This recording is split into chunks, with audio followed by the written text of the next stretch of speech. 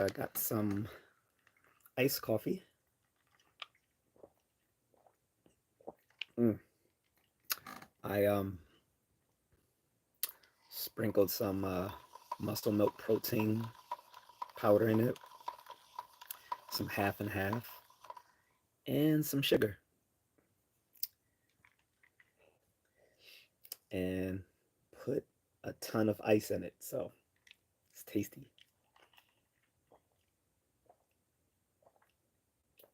Ah, and it's part of my refill after running in 90-degree weather.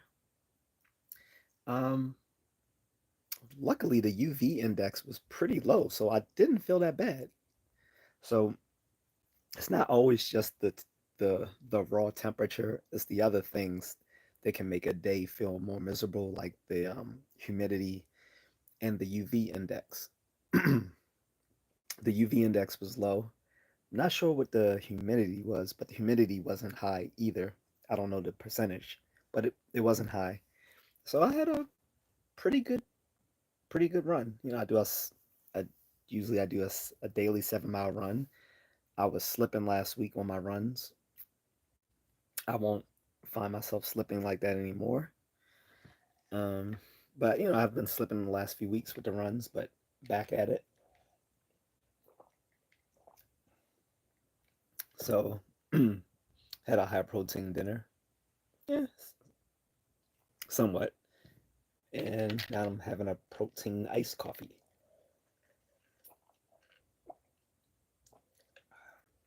And I assure you it's delicious.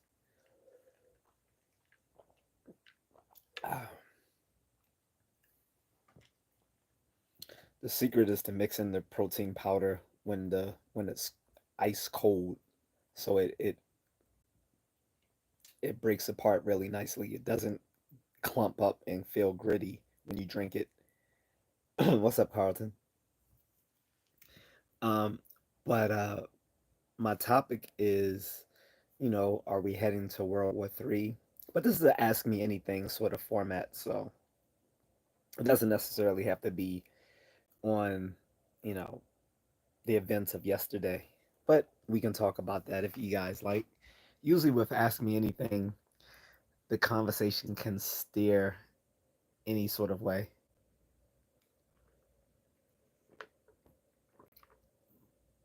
I worked out a few hours ago. Not earlier. You saying did I just work out a few hours ago? But it's still 90 degree. Well, it's still in the 80s here in Maryland.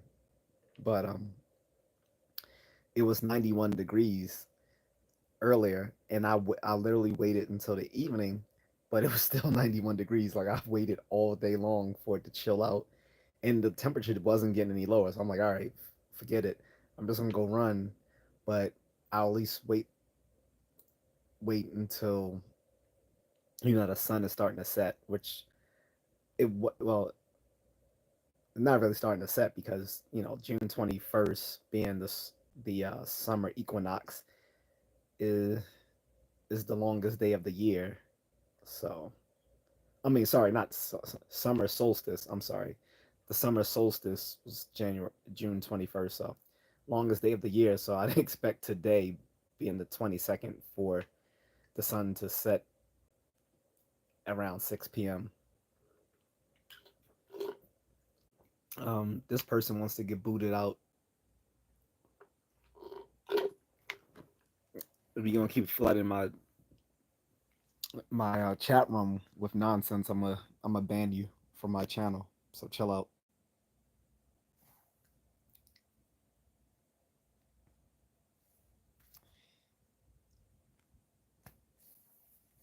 Anyway, so we're gonna talk about it eventually. I think we're gonna have they're gonna well the news is gonna probably expound more on Monday since on a weekend you don't have people covering all that stuff as much. Hold up, someone just sent me something. Um, somehow, um,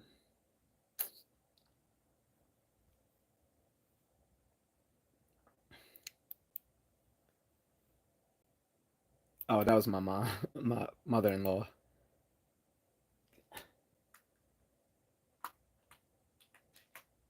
She was worried because of the what we're talking about right now, the strikes on Iran.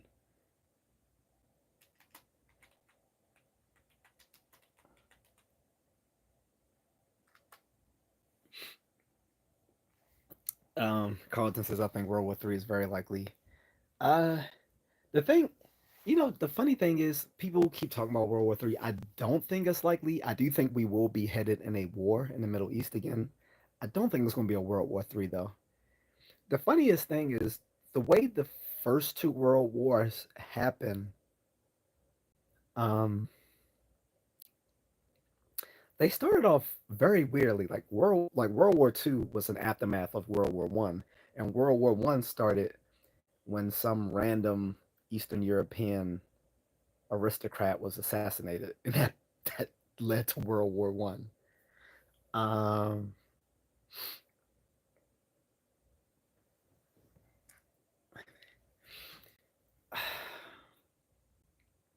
the reason I don't think we'll have a World War Three is because, you know, one, we have a United Nations, although it's failing miserably at its job, but at least with the UN, we have some sort of we have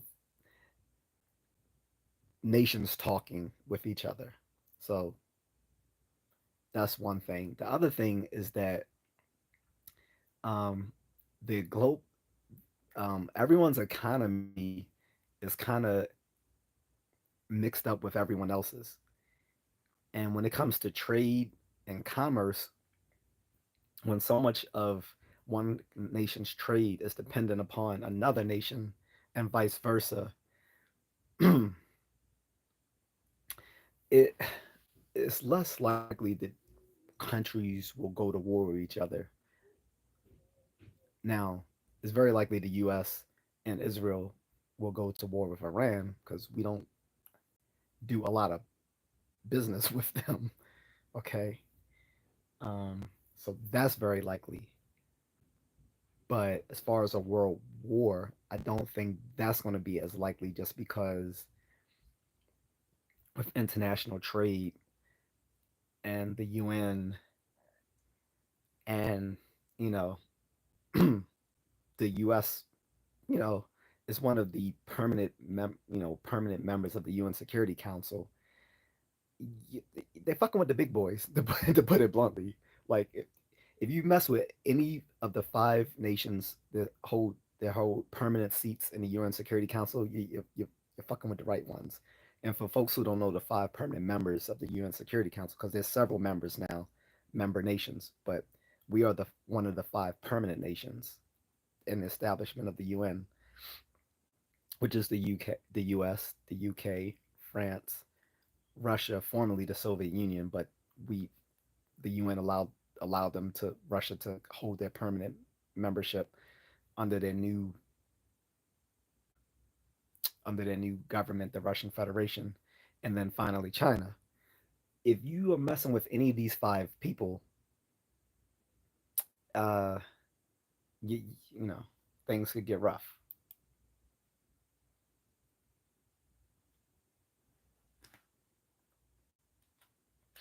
Okay, sorry.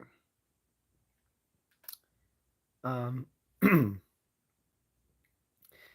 and the other thing is Iran has nuclear material, but as far as we know, they don't have nukes yet. They don't have they don't have um, intercontinental ballistic nuclear missiles. I which I think ICBM for short. Um, they are a direct threat to Israel because they are right there in their neighborhood. Um, which is why Israel went off to preemptively strike them. Now I'm going to say this, and anything you say political is going to can be looked at the wrong way. I don't believe in preemptive strikes. So, however, I don't know what they knew. So I have to say that from a from a point of ignorance that whereas I don't believe in preemptive strikes, I think preemptive strikes are wrong usually, but I don't know what they know or are alleged to know because supposedly the intelligence that Israel passed on to the U.S. was um, debunked by our intel analysts. I don't know if that's true. Allegedly, the intel that Israel passed on to us about Iran's capabilities was didn't pass the mustard. I don't know if that's true or not. If so, then their preemptive strike was wrong. But again, we're not privy to what these folks know, so I can't really say. I just want to state that I'm against preemptive strikes, even against even if it's against a rogue nation like Iran. Iran has been asking for it for the longest time, and this is one thing I have been saying. Like even though I don't believe in preemptive strikes, I feel no pity for them because Iran has been one of our arch enemies since the 70s, right? The movie Top Gun Maverick, even though they didn't spell out the enemy, that enemy was Iran in that movie. Um, they just didn't want to put that on there because they want the movies to be timeless. So they don't actually spell out who the bad guys are. But it's obvious in the first Top Gun movie that the bad guy was the Soviet Union. We just because they were flying Soviet MiG jets. I mean, how obvious did you have to make it, right? I mean, it was so it was so obviously the Soviet Union without saying it was the Soviet Union. And the sequel, it was obviously Iran, but again, you want to keep the movie timeless so you don't actually spell out who the bad guy is, so we can put in place whoever is the current enemy of the state, right? Um, and like I said, since the 70s, they have been a thorn in our side. They have armed jihadist groups. They have armed Hamas and Hezbollah, right? We uh, funded and supported Saddam Hussein in the 80s and built up his regime in Iraq as a direct as a direct buffer to Iran back in the 80s. For, for those of you who don't know your Middle Eastern history, Just a Dude says if bombs or ICBMs start flying, I'm toast. The blast won't get me, but I'm certain to get a bad dose of radiation. I don't know where you're living at, Just a Dude, but hey, this I want to do a shameless plug and say if you guys have not seen my video on developing a bug out bag, please go check it out. This might be a good time to look at developing bug out measures. One, you can start by getting a bug out bag. You can buy a pre-made one. I don't like the pre-made ones you can get at Walmart or on Amazon because some of the products they put in there is pretty cheap. But if you want to do it the easy way, just go ahead and buy a pre-made bug out bag. Or you can do it the better way and just buy you a nice heavy duty camping bag or army rucksack, right? And fill it up with all the materials you need by looking at my previous video on a bug out bag as well as my wife. Watch both those videos, her video and my video, to show you what to put in your bug out bag. Okay. And there's plenty of other YouTube content creators that are specifically their content is specifically on survivalism, prepping, urban prepping, um, um, military tactics, um, how to bug in instead of bugging out. Because most times you might want to bug in instead of bugging out. Also, for the person who is worried about, you know, being somewhere where there's conflict, violent, armed conflict or whatever. If you don't have a passport, get a passport. A passport should be a part of your bug out bag. I've mentioned this before. and it doesn't seem relevant to some people. But part of bugging out means getting the fuck out of Dodge, right? And that can mean getting out of the country. Usually just means usually just means getting out of your community or getting out of your city, maybe even getting out of your state. But sometimes you may have to get out of your country. And in that case, you need a passport. If you don't have a passport, I highly encourage you to get one if you are really worried that you're somewhere dangerous. So apply for a passport, um, develop a bug out bag, and start buying extra food to store at home. And I mean food that can last. I don't mean like food that's gonna go bad in a few days in the fridge or the freezer. I'm talking about canned goods, dried foods, like pasta, rice, beans, those sorts of things, canned goods. You can even buy MREs by the bulk. They sell MREs by the bulk, so you can buy those. And there's pretty other um, pre uh, pre-made rations that other companies sell outside of the military. I think the military makes the best um, food rations. For instance, you guys probably don't know this. Pringles was invented by the army. Yes, the potato chips, Pringles, those were made by the army, just as other food rations were first made in the army for obvious reasons, right? So buy you some food rations, buy you some canned goods, buy you some dried foods, maybe buy some seeds if you want to plant your own gardens so you can have your own fresh vegetables. Um, I remember Amazon on their Amazon garden, they used to allow you to rent goats, and I'm not lying. Like I don't know if they still do it. But they used to have goats that people could have in their that they were. I don't think you bought the goats. I think you rented them. I'm not sure how that works. I'm not sure if they even still do it or if it varies by region. But in some places you could rent goats, not to eat, obviously. I don't think. But people wanted goats to help their gardens. They eat, they tend to eat a lot of the rubbish in the gardens, like the wild grass and weeds and stuff like that. Um, look into those sorts of things if you guys are really interested. And I can give you more information if anyone's interested. Um, Carlson says, "Yep." Omar says, uh, "What what do you have?" I'm not sure what your question is, Omar. Sorry, sorry, losing my voice. Just Dude says, "What kind of bomb was used to hit Iran?" I mean, there was talks of nukes, but I don't know what actually happened.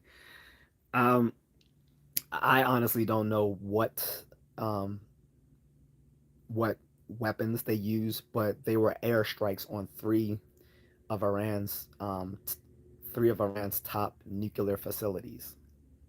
They destroyed their three top nuclear facilities with airstrikes. I don't know what they used, um, but Trump did brag about it. So just know that we have classified weapons. No, we have weapons that can strike from so far of a distance that that distance is actually classified. That's all I'll say. I don't know if that's what they use, but if they did, I'm just saying, we literally have weapons that can strike from so far that they are classified. So I don't have privy to that. Even when I was in the military, I only had a secret level clearance. I didn't have the top one, the TSI security clearance. Carlin says, "Just a dude. This is a bunker buster." That's what I thought it was. Because, like I said, Trump was bragging about it, but I forgot exactly everything he said. I just know he walked to the podium like he had a heart on. Like, yeah, we did this. He had that same swagger that Obama had when he allegedly captured and killed Saddam Hussein. The only reason I say allegedly is because I've heard a lot of people this is not new news, guys. So, but there there are several people in the special forces community that has debunked the whole thing that we raided Pakistan and captured and killed Saddam Hussein. I mean, not Saddam, Osama bin Laden. Sorry. Um, the reason being is if we had killed him, why was there no picture of it afterwards? Like every time we brought down someone else, there was details in a picture. Muammar Gaddafi, Saddam Hussein, all these folks, like there was details and pictures of the death. We didn't have that for Osama bin Laden. And here's another thing: special forces will go after will call each other out on their bullshit because, and it's a good thing that they do, by the way, because the thing is, only people in the special forces community know what's going on in those communities because all of this stuff is classified, and obviously politicians aren't going to reveal a lot of info or they don't know themselves. Um, and then you have, I'm just going to say it. I don't care if I piss people off, but there's a lot of people in the Navy SEAL community that are full of shit. There's a lot of people in the Navy SEAL community that's full of shit. You talk to any Navy SEAL, and every single one of them claimed that they were on SEAL Team Six that killed Osama bin Laden, right? So people in the other people in the Special Force community has called the Navy SEALs out on their shit. So far, the Navy put it this way: the Navy SEAL is so on the shit list of SOCOM. SOCOM is the Special Operations Command. They are so on the shit list of SOCOM that they are hardly given good like good missions right now because they have fucked up so much. And Army Special Forces has called them out on a lot of their shit. A lot of the guys in the Special Forces community, particularly the Army Special Forces, has called out the SEALs on their bullshit. Called out a lot of them for lying about uh, you know, being the people who caught Osama. First of all, that was SEAL Team Six. SEAL Team Six isn't even a part of the regular SEALs. They're not SEAL, and they're not even called SEAL Team Six amongst themselves. They're called Dev Group or the Development Group. They are they are a part of J.A.C, apart from um, the other SEALs teams, right? Um, J.A.C is made up of all the Tier One Special Operations units. Tier One means they are the best of the best, right? Whereas the other special forces usually fall under Tier Two. Tier Two are like the Green Berets, the Rangers, the SEALs, CCT, SARCs, uh, the Marsoc Raiders, um, Air Force PJs, stuff like that. That but there's five units in JSOC, and some of them are not even fully acknowledged by the government, even though we know about all of them because they make content. Because some of these guys end up becoming content creators here on YouTube. But there are like five tier one units, which is um, Delta Force, obviously, which the government still doesn't acknowledge, but we know they exist. The Delta, you have Delta Force, which is also sometimes called CAG, um, and they have other names, but they are the tip of the spear. They are there's other folks in the JSOC, but t- uh, Delta Force is at the tippy top. They're at the tip of the spear. They are so like they are so well funded and and their their team is so diverse. They're the only part of they're the only tier one unit that can operate independently of JSOC. JSOC stands for Joint Special Operations. Um, but anyway, so that's your first one, and then coming in second, and they always kind of come in second, so they kind of got an edge on their shoulder. SEAL Team Six, aka Dev Guru. Those are the ones who took out Osama Osama bin Laden allegedly. But again, I don't think that's true. I think he was already someone they had, more than likely he was someone they already knew about. They like there's no way our intelligence didn't already know where this guy was and what he was doing before his alleged capture and kill. That's it's just highly unlikely, especially when they never gave us details of his kill and his pictures, which they've done for every other person they've done. Every other high level terrorist or every other high level authoritarian dictator that we've taken down, we've had details and pictures of their death. We never got that for Osama bin Laden. So a little bit of bullshit. Anyway, then after Delta Force and Dev grew, aka Still Team Six, we have um,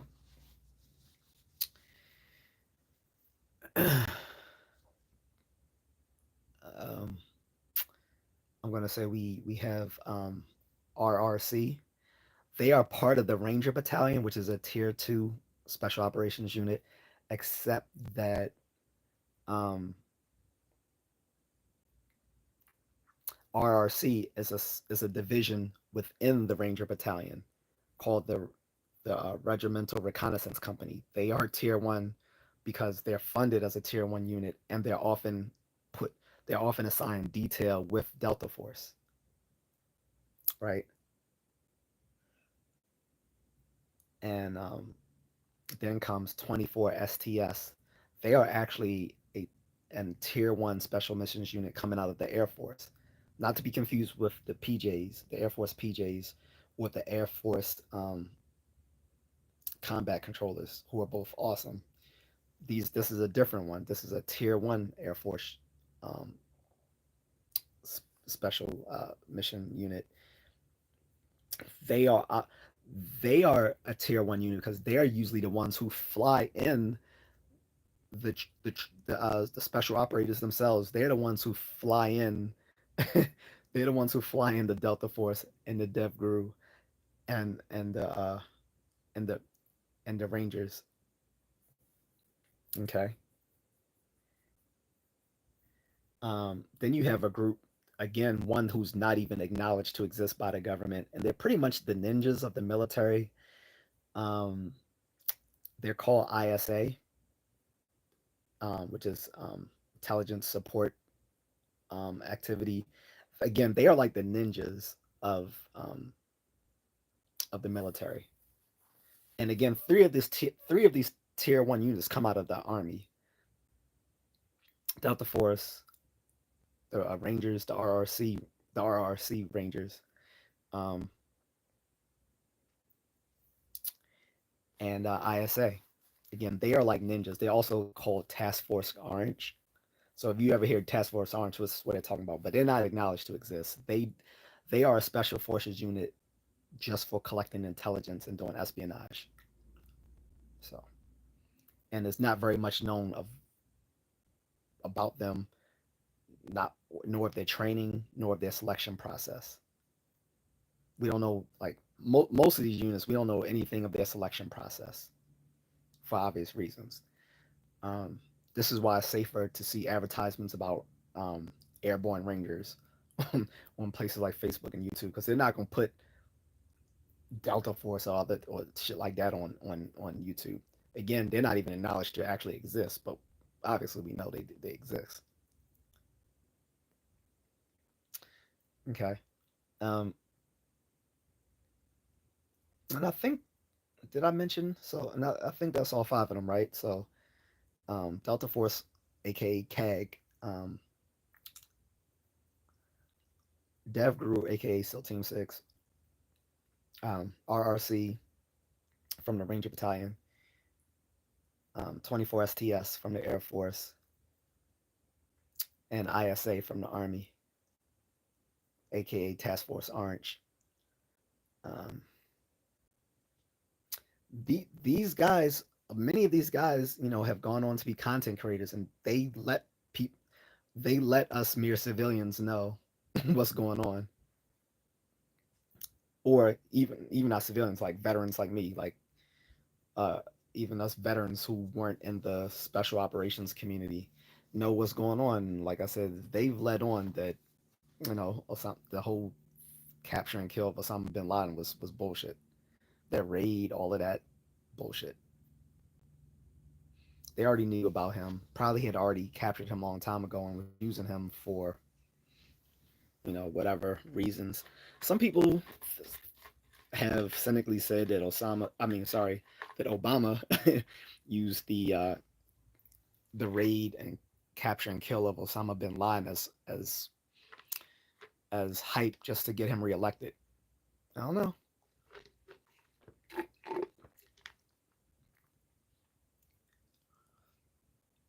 Just to do so completely conventional, no nukes. No, of course we didn't drop any nukes on him. So the surprise was originally Trump had said he wasn't going to make any decisions on attacking Iran for 2 weeks. So when my friend Marcus yesterday told me, "Hey, did you hear about the strikes?" I'm like, "Wait, what?" I thought he was talking about the Israel attack. He was like, "No, the U.S. just attacked." I was like, "I thought Trump said he was gonna wait for 2 weeks to decide." He's like, "No, well, he already did it." So I went to the news, and I'm like, "Yeah, sure enough." I'm like, "Damn," but no.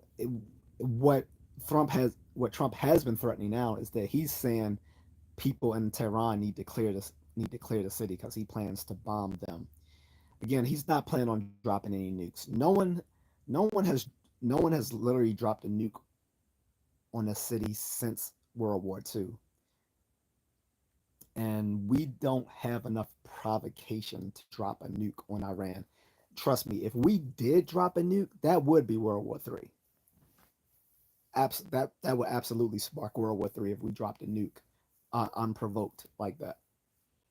Like make what what the military did was tactical strikes, right? Those were tactical strikes on three nuclear facilities in Iran. I mean, that was provocative, but those were calculated moves. To drop a nuke would be quite improv. That would that would ratchet things up a lot because again, we no one has dropped a nuke on anyone since World War II. And even back then, they weren't even nuclear; they were atomic bombs, which are a lot less destructive than atomic bombs. You got just to look at if you want to look at the look at them at power levels. You got atomic, hydrogen, nuclear. Okay, so we do not want to go there with a strike on a country that hasn't attacked us or has not been in open warfare with us yet. So hopefully we will hopefully we will not get to a point where anyone drops a nuke on anyone. Constance, do you think Iran will retaliate against the U.S.? I think they will, but I think those I think their retaliation is gonna be on on folks in the Middle East, not here in the continental U.S. Again, I don't think they have I don't think they have the tactical capabilities of attacking us here in the states. I do think that they can and will retaliate against us in the Middle East because we have many people stationed in the Middle East. Like the the U.S. embassy in Iraq is like the biggest U.S. embassy in the world. It's basically a freaking fortress. There's a lot of Americans there, and there's Americans sprinkled in other parts of the Middle East, like Iran. I mean, sorry, like Saudi Arabia, Kuwait, Turkey, places like that. Not to mention we have American civilians all over the Middle East, and places like Israel, uh, the UAE, Jordan, Syria, Egypt, and so on. So uh, he's gonna keep you some cash on you. Oh yeah. Well, Carlton, I think I mean I didn't mention that. just because I thought that was par for the course. But your bug out bag should have cash. You should have emergency cash in your bug out bags. And not just cash. If you can afford it, buy precious metals. I've mentioned this before. Um, Silver coins, gold coins. Some people also say platinum coins. I wouldn't buy platinum coins just because I think it's less tradable. And gold, I think the best weight for gold would be a quarter ounce. You can buy half ounce, but I think quarter ounce is more affordable and you'll get a better value for it when you if you need to exchange it for something like you need to exchange it for uh, goods, cash in the local currency wherever you are, or if you need to bribe people. Okay, and and if you do carry uh, those precious metals on you, you should have you shouldn't just have it all in your bag. You should have some attached to you on your body somewhere where it won't easily be discovered. Like um, again, more military stuff. Like you might have it sewn into your cap or the inside of your the inside of your underwear or your inner thigh, something like that.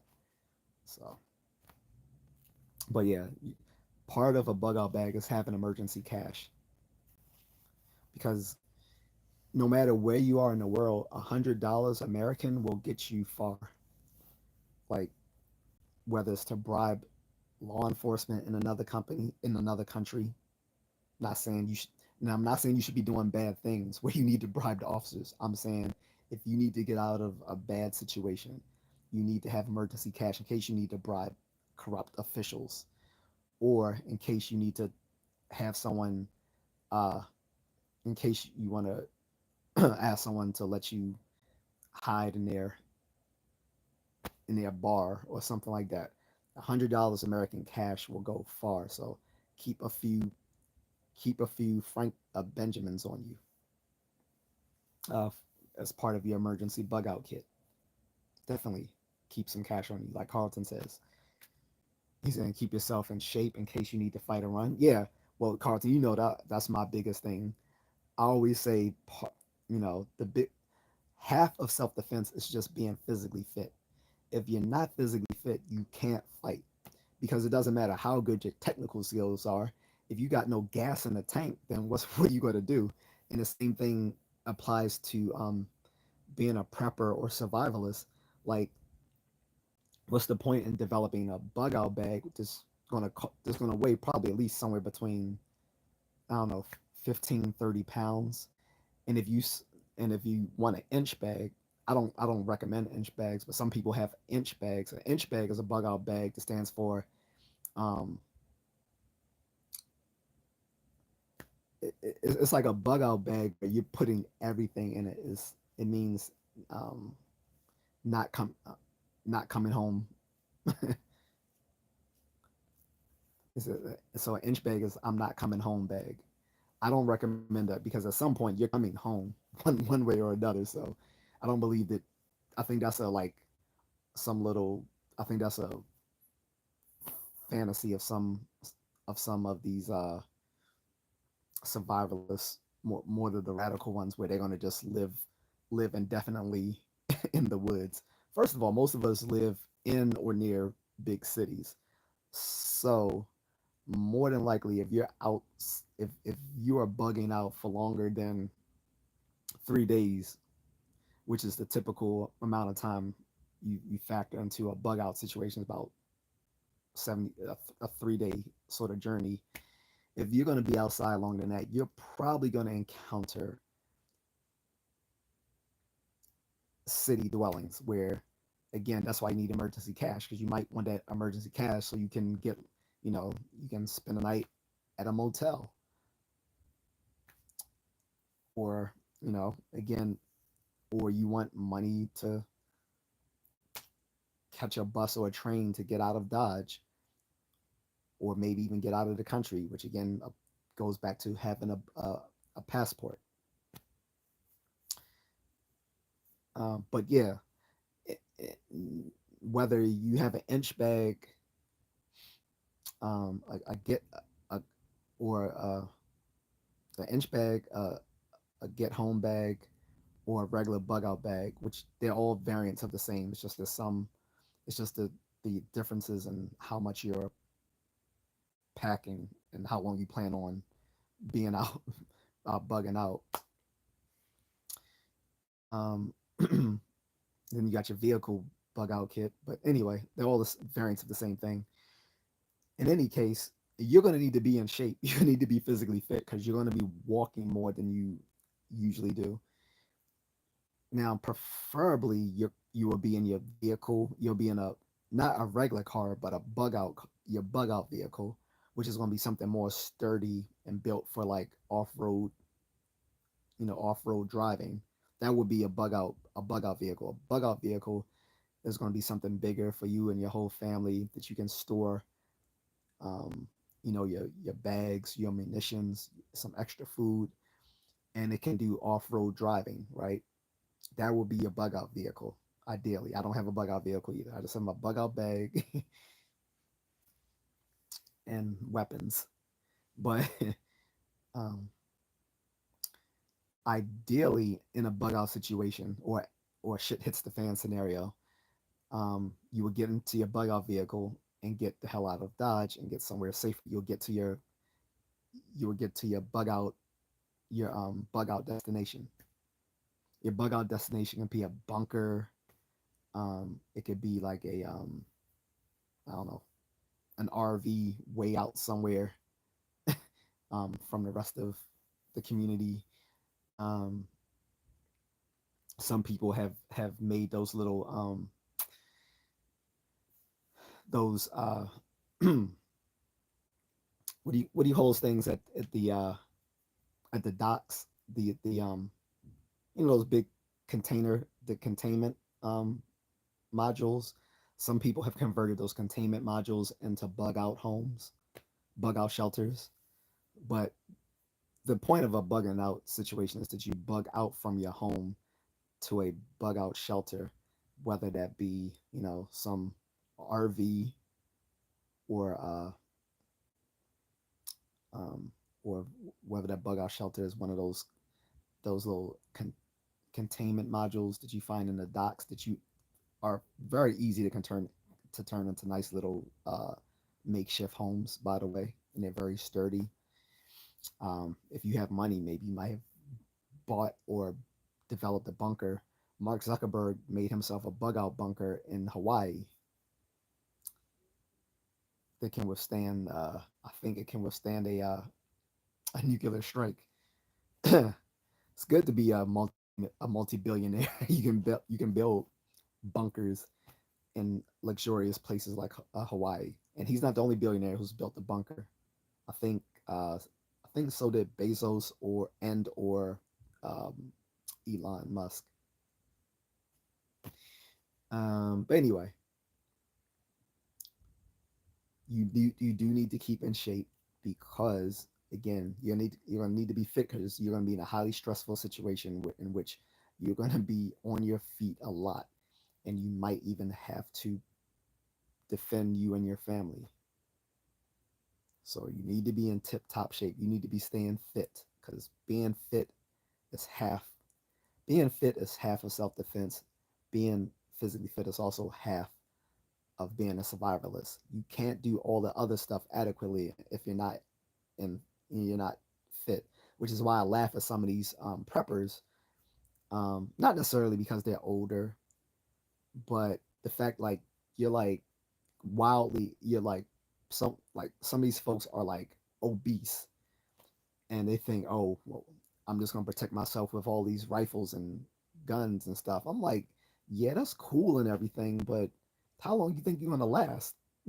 So stay fit, have emergency cash, have a bug out bag, buy emergency food rations, store extra water as well, and get a passport. Also, you might want to invest in a satellite phone because if everything goes down, you're gonna need those satellite phones to stay in communication with whomever you're trying, whether your family or whomever. So that's on my list as well to get a nice satellite phone. And you can also get those little two-way radios, which was also invented by the Army. The Army invented a lot of stuff, right? The computer, the two-way radio, Pringles chips, and I'm not joking about that. Food rations. So Carlos says exactly no picture at all of Osama. Yeah, it's really fishy, man. It's very fishy. And like I said, I wouldn't have thought like I thought it was weird back then as well. Back in what was that 20? What was that 2009, 2010, whatever. I thought it was fishy back then, but then when I heard people in the special forces community saying the same thing, I'm like, okay, now this has merit because it's not just me thinking this is weird. Why do we have pictures of all these other people we captured and killed from people from ISIS, people from Al Qaeda, um, the Libyan dictator Muammar Gaddafi, Saddam Hussein, during the Arab Spring of 2011, all that stuff that was going on, and yet we never had a picture of Osama dead. So that was very fishy. Carson says then they quote unquote buried him at sea. Very convenient. Exactly. And everything you're saying is literally what what a few of these special forces guys were saying. Like I said, I trust them. Not only that, these Army Special Forces guys tend to be pretty smart. For those who don't know, Green Berets are not stupid. Um, Green Berets have an average IQ of 120, which is about the average IQ of a college graduate, or used to be, because the average IQ of college graduates has gone down a bit. But anyway, they usually have an average IQ of 120, and on top of that, most of them, once they reach their higher, once once they go beyond like they're trying to go beyond like E6, E7, um, typically to get promoted, they need a master's degree. Like they don't specifically tell them they have to get a master's degree, but most of them know to get ahead, they have to have master's degrees if they want to make it to like E8 or E9. E8 in the Army is a pay grade for someone who's either um, a sergeant major or a master sergeant. I mean, sorry, E8 is either a first sergeant or a master sergeant, and it just depends on what role they're going into. What dictate whether they become a first sergeant or master sergeant. That's E8. Then the E9 is a sergeant major. A sergeant major is pretty much like a general.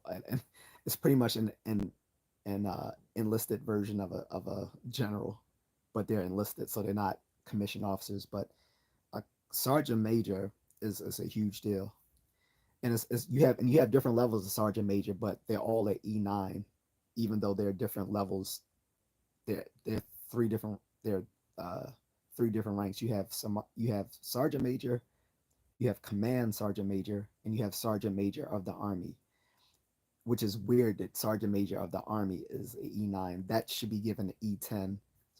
E10 just sounds better since there can only be one sergeant major of the Army. That should be an E10. And there is um, discussion on whether they're going to do that. Anywho, if you want to make it to E8 or E9 in Army Special Forces, more than likely you're going to be looking into um, probably getting a master's degree. So these people are very intelligent, and they, I think they, not to poo poo again on the Navy SEALs because they are very good at what they do, but they've been they've been fucking up so much that, like I said, they're sort of on the shit list when it comes to SOCOM, and a lot of the folks who have gotten famous who are former Navy SEALs have embarrassed the Special Forces community because we found them lying on a lot of things. So um, they've been lying about the Osama bin Laden thing. Like I said, you talk to any SEAL, almost all of them claim they were there. Like, no, you weren't. Like, you weren't even SEAL Team 6, which is DevGru. Again, DevGru is separate from the Navy SEALs, which is a tier two unit. DevGru is a tier one unit and part of JSOC, whereas the other SEAL teams are not. There's a whole different there's a whole different selection process for becoming DevGru, aka SEAL Team 6, from the other Navy SEALs. So, but if you hear them tell it, they all they they all were there. So you can take so I would take what some of them say with a grain of salt. Um, Just Deuce says no picture is strange for sure. It is. It really is. And it's only strange because we've done it for everyone else. If we didn't do it for everyone else, then it wouldn't come off. It wouldn't be so off-putting. But when you do it for everyone else, but then you don't do it for them, it's like, what's going on? You know what I mean? He said just doesn't mean necessarily didn't get him, but it's suspicious. Oh no, I do think they got him. That's so. I'm not denying that we didn't capture him. What I'm denying is that, or not what I'm denying. What I am questioning is is the story that Obama and his administration gave, that they came to that had an they launched that operation into Pakistan where they killed him. I don't think that was the case. I think they already had him. That's what I think. I don't. Um, that's what I think. I don't. I think either they already had him or they already knew where he was and he wasn't at the place where they allegedly, found him and killed him. I don't think that's true. I think that was a story they fed the press and the general population. I think we probably been either had him or had him contained somewhere. So Cardinal says Osama's somewhere chilling with Jeffrey Epstein. Oh no, I think they're both. Well, I don't know about Osama, but yeah, Jeffrey is definitely DEAD. Osama, I don't know whether he's DEAD, but he's not free. Bars. So I can play. But no, we put it this way: if and only if Osama is still alive, we have him, or he's or we know his whereabouts. But yeah, to think that the CIA isn't capable of having to think that it took that large scale operation to find and capture him, as if our intelligence community didn't already know where he was,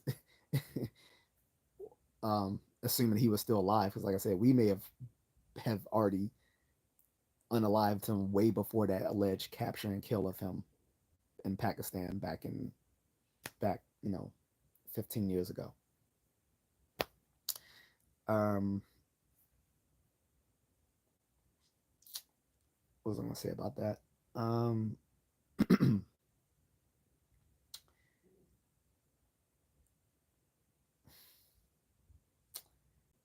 um, yeah, but our intelligence already knew about him way before that the capture and kill. I mean, remember, we have the largest intelligence community of any nation in the world.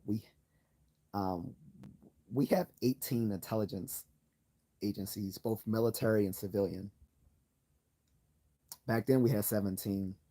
We have 18 now because of it was originally 16, and then with the establishment of the Patriot Act of Homeland Security, we also added um, an extra intelligence operation to collect intelligence from all the other places, which used to be the job of CIA, but then they made a special they they made a special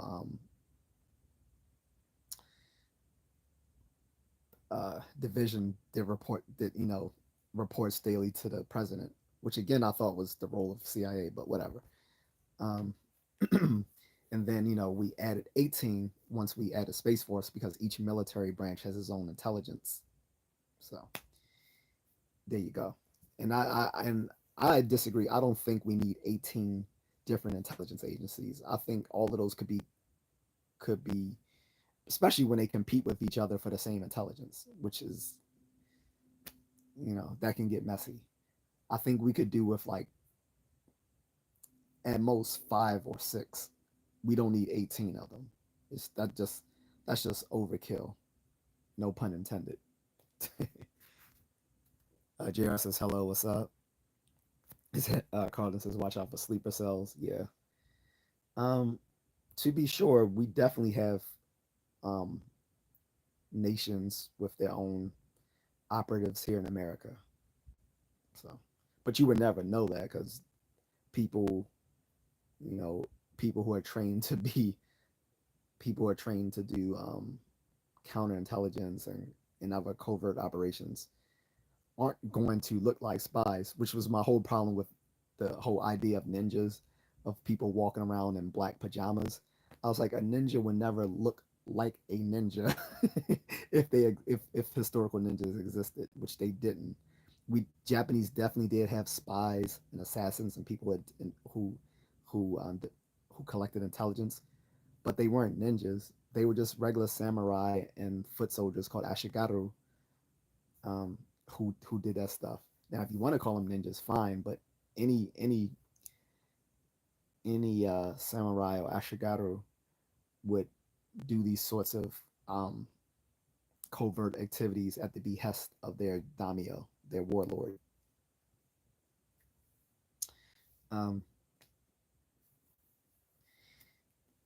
in any case, when those samurai or ashigaru would have been doing covert activities, they wouldn't walk around in ninja outfits. They would have walked around looking exactly like everyone else.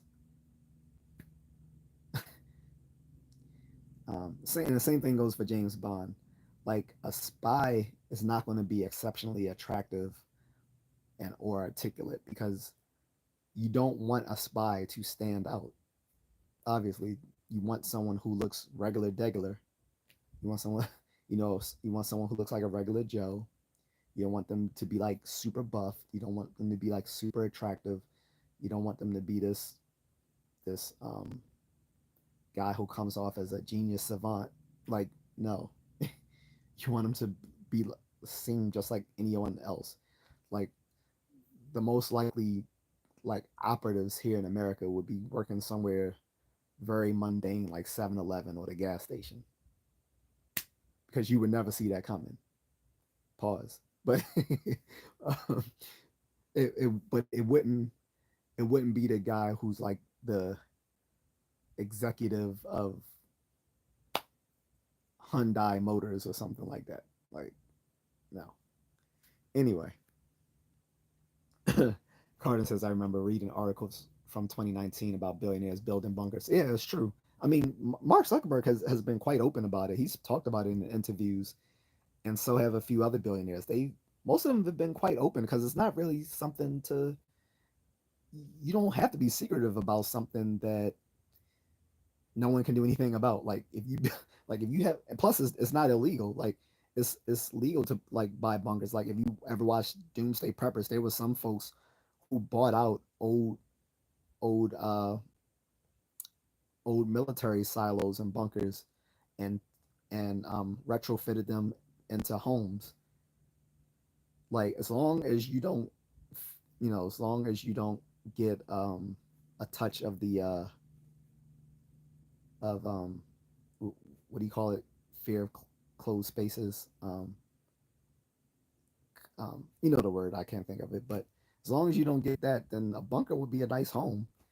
Assume and assuming it has a lot reliable, electrical, uh, electrical power, um, and all that good stuff, you should be good. And like I said, the one guy who retrofitted that old nuclear bunker silo, he had a nice place. I mean, as long as you didn't long to see like fresh, like the you don't you didn't feel like looking out a window to look at the sky and see the garden and all that sort of stuff, you were good. But I mean, you could easily come up out of his bunker to go outside and do like all that sort of stuff. So I thought it was pretty clever. But in a sense, it seemed kind of morbid that you might live your whole life in a bunker and never need it. But I guess the his rationale was better to never need it and have it than to need it and not have it. So, um, Carlson's right. What if you get in a hand to hand combat and your rifle's not there? Exactly. I mean, that's why we used to. That's why we even today, we still train with our rifles with we to put the what do you call it, the little blades on them. I'm sorry I can't remember all my terms today.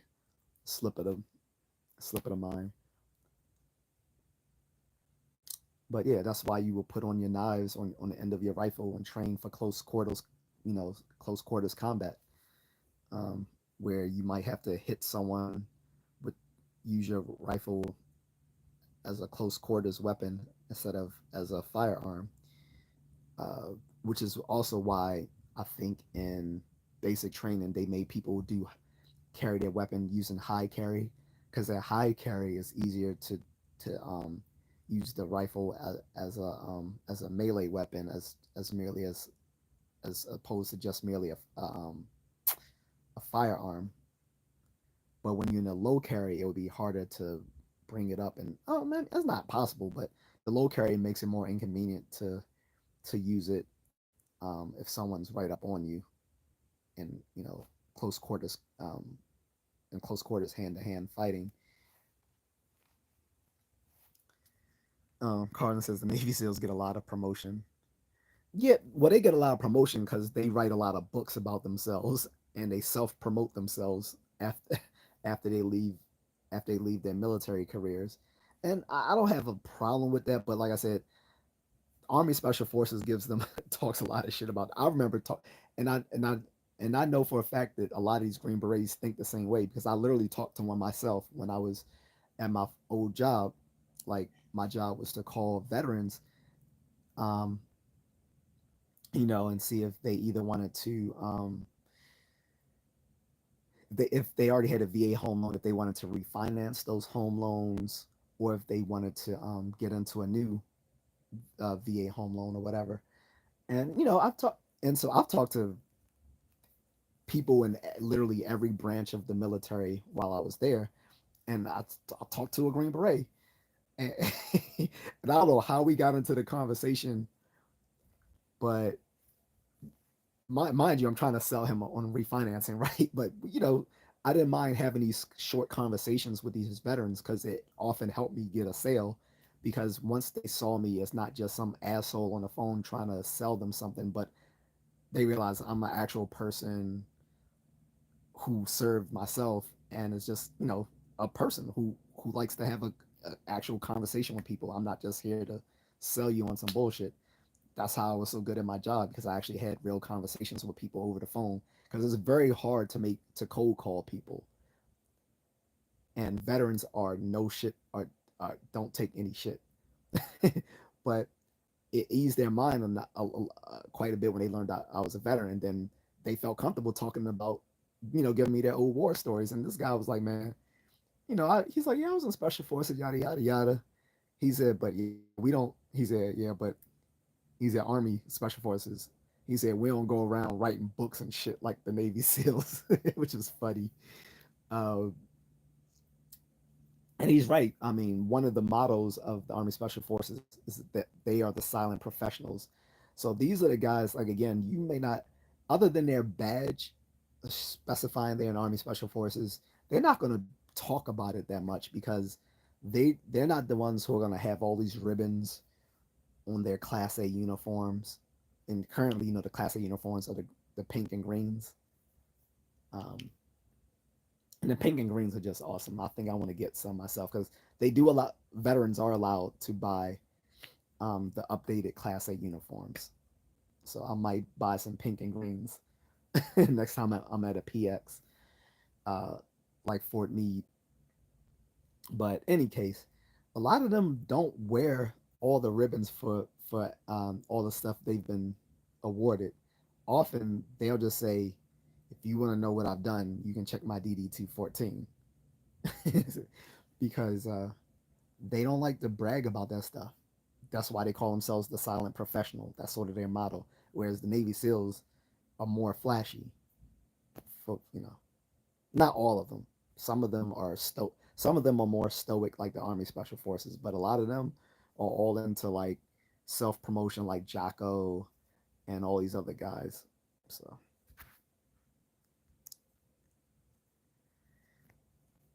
Omar says, "What did you think about President Nixon?" Dude, I wasn't even alive when Nixon was was around. I don't have any strong opinions on Nixon. If you mean as far as his don't as his Watergate scandal, obviously I think that was some fugate that was some crazy stuff, right? Um, Also, the ironic thing is I've seen left leaning people actually talk well of Nixon, saying he like going so far to say he was like the last liberal president, even though he was a Republican president. He was a conservative Republican president. I heard people say he was like the last liberal president because of some of his, you know, policies while he was in office. So, but I don't really have any strong opinion on Nixon one way or the other because he, I wasn't even born when he was in office. So, um, the first president who was in office when I was born was Jimmy Carter, who just died last year. Carter says some people get whole families with sleeper cells. Uh, well, the funny thing, that's another funny thing. Some of the guys in the special forces was talking about is like, depending on what unit you were assigned to, like some of these guys have. He was joking that some of these dudes have whole other families in other parts of the world. Like you got your family here in America, and then you got your second wifey somewhere in like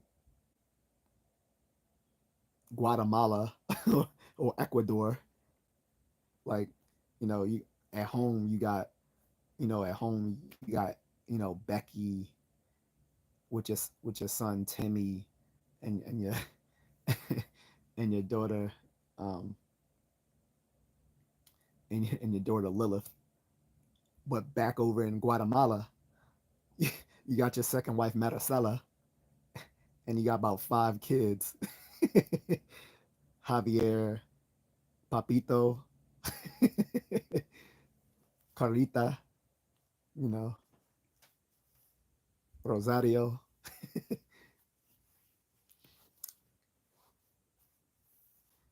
and they don't know they won't know each other until the funeral.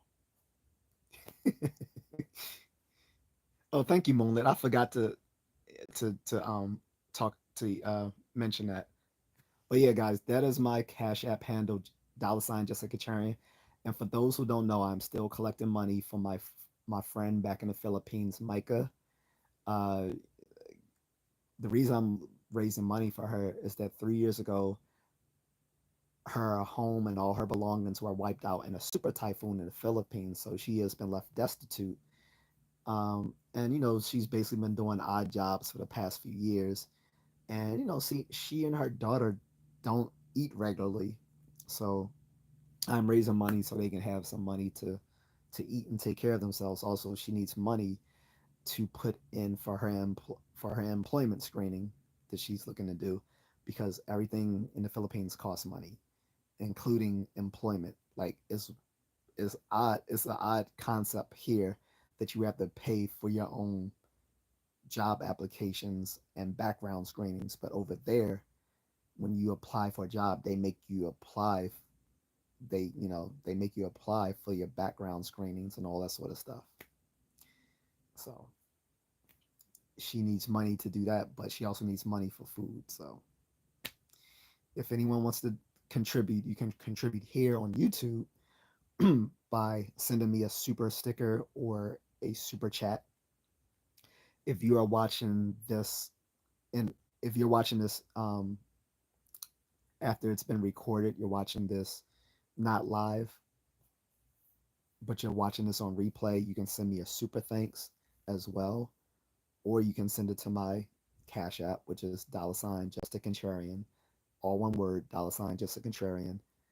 And again, just specify that that money is going to my friend Micah, Micah, or you can just say for your friend, or donation, and I'll know that it's for her and give that to her. So far, we've raised about $20 for her.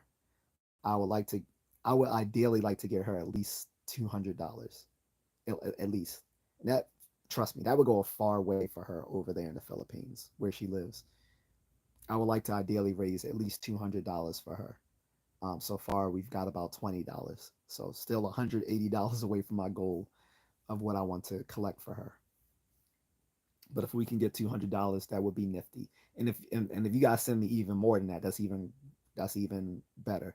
And I and to verify that this money will be going to her, once I give her that money, I will. She's gonna come back on my live stream. She's already been on twice. I might have her come back on my live to let you guys know that she did receive that money. Okay. So if anyone wants to donate to me for Micah, for my friend Micah in the Philippines, $just a contrarian, or you can do it on my super chat here. Just let me know it's for her. Okay. And you can also donate to me for my channel as well, just to keep me going, just to keep me funded with my coffee. Um, and I also have a link that you can sign up to called Buy Me a Coffee. So if you want to just send me money so I can keep drinking coffee to stay up and talk, that'd be much obliged.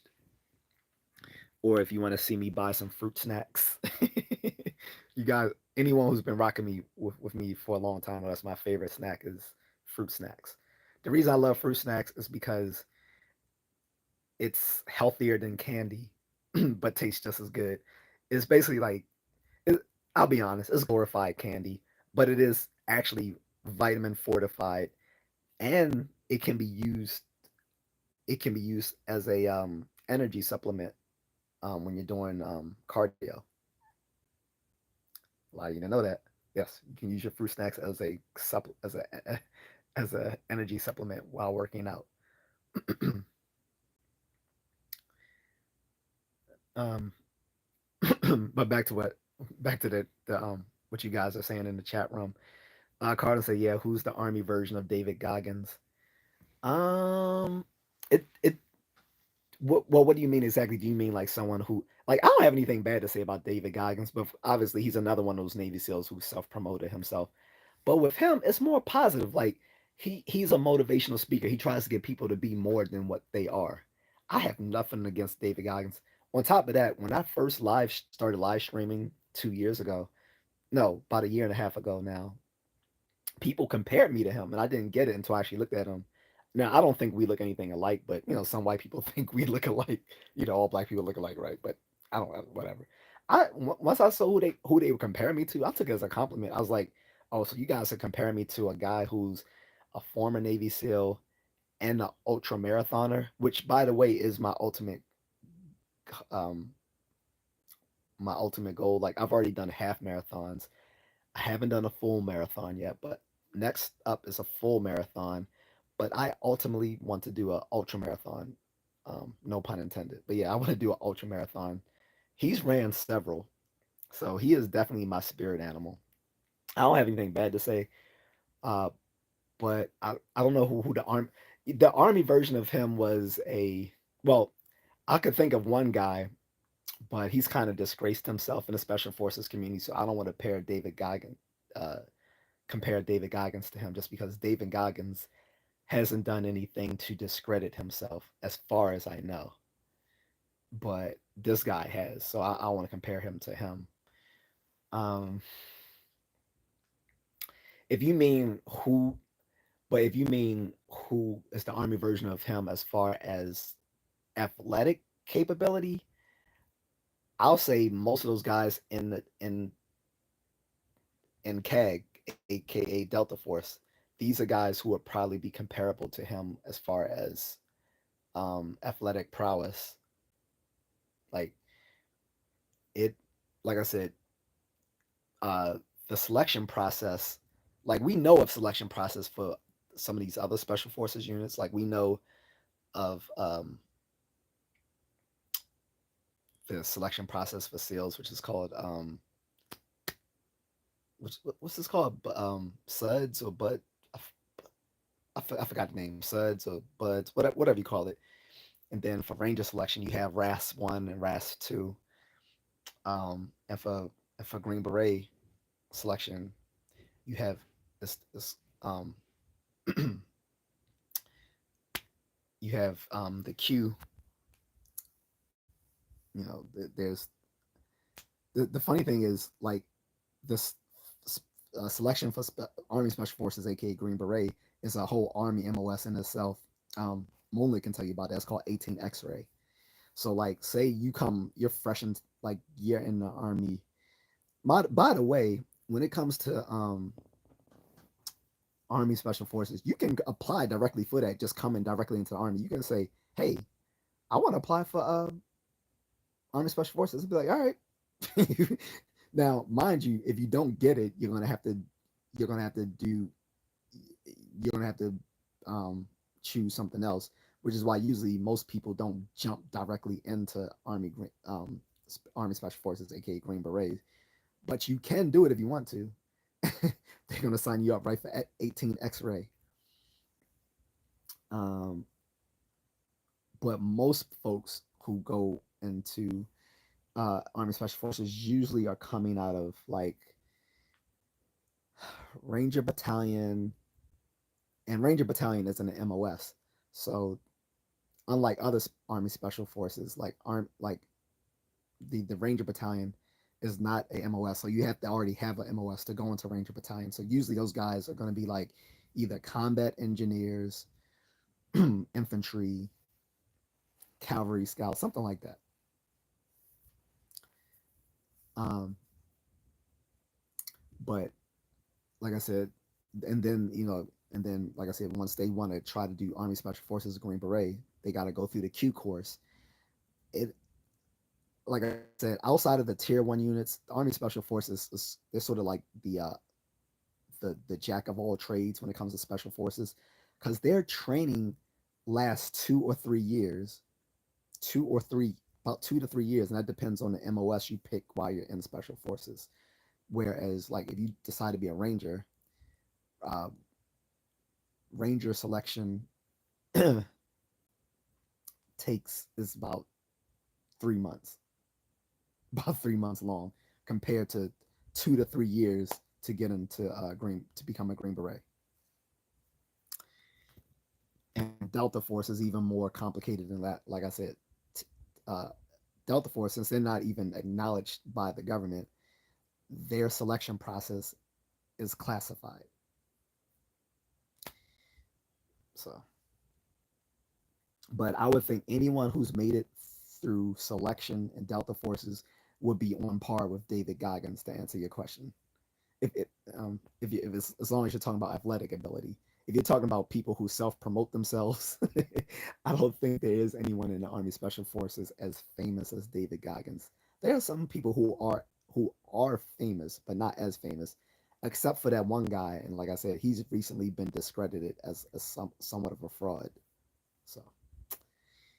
So I don't want to put him out there. Oh yeah, as in popularity, yeah. I don't think anyone is comparatively as famous as David Goggins. Like I said, the closest guy that comes close to that is this guy. What is his name? Steven. Let me see. I'm gonna look it up for you. But I don't want to call him the same as David Goggins just because, again, I think he discredited himself and been shown to be a fraud.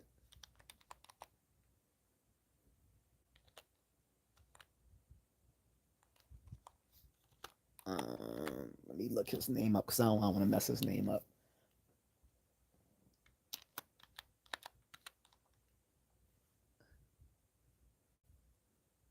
Um,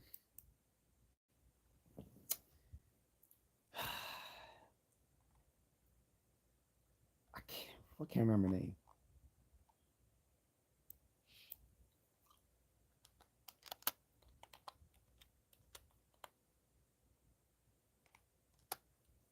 Um,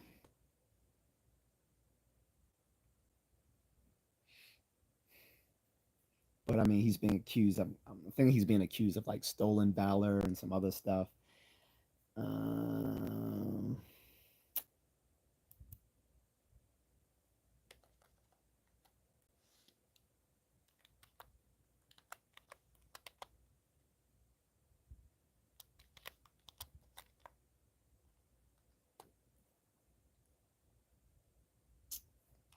what's his name? Um, because there's been a few of them. Because it's funny, like everyone in special forces, they're starting to fault, like they're starting to catch a lot of people doing some dumb shit. Like recently, the Rangers got in trouble because there was some former Rangers still coming onto the installations, stealing tons, like stealing tons of shit, and people are like, how the hell did they not know these people were stealing like millions of dollars worth of supplies, ex- unless for the fact that wherever they were stealing it from, the people doing the inventory must have been in on the heist as well.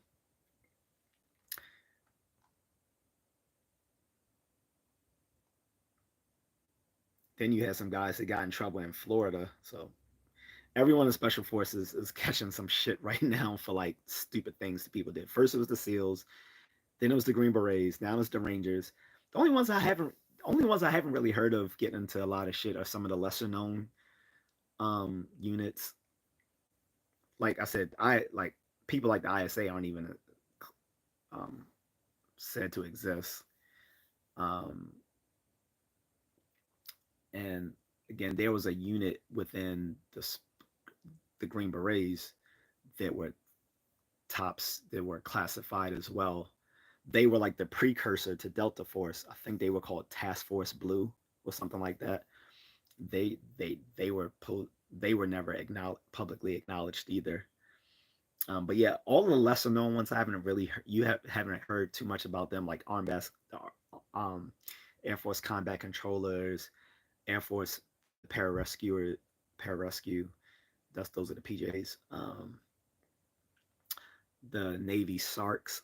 Those are special forces, but they get less press than the Navy SEALs, just because the Navy SEALs again are heavily into self promotion, marketing themselves. But you don't hear SARC, you don't hear them talk about SARCs as much as the Navy SEALs or SWIC. Um, that's another one.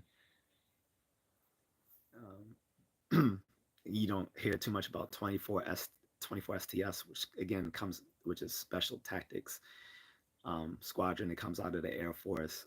Then there's another Army Special Forces, the um, 160 SOAR.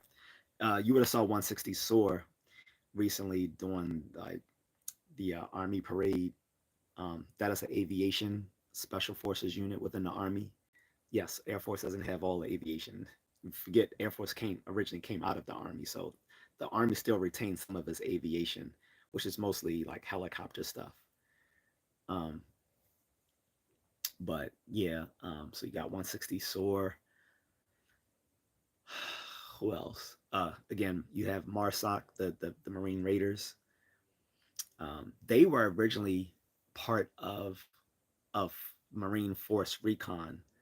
Force Recon are sort of like they're sort of like the hmm, Force Recon is sort of like the equivalent of Army Rangers, except that they weren't part of Special Forces, but they were a Special Forces operable team, which meant they were still under the Marine fleet, but um,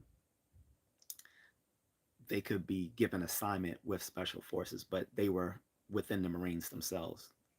They were under the Marine fleet. They weren't Special Forces, and so some of their best Force Recon was sliced off of Force Recon and redesignated as Marine Special Operations, the Raiders, because the Raiders what Recon Marine Recon was originally called back in, I think, like World War II. They were actually the the Raiders were the original special forces of the military, of the U.S. military. They were called the Raiders, which later became the Marine Recon. And you had Division Recon and Force Recon, which is they pretty much have the same training, but they're not the same.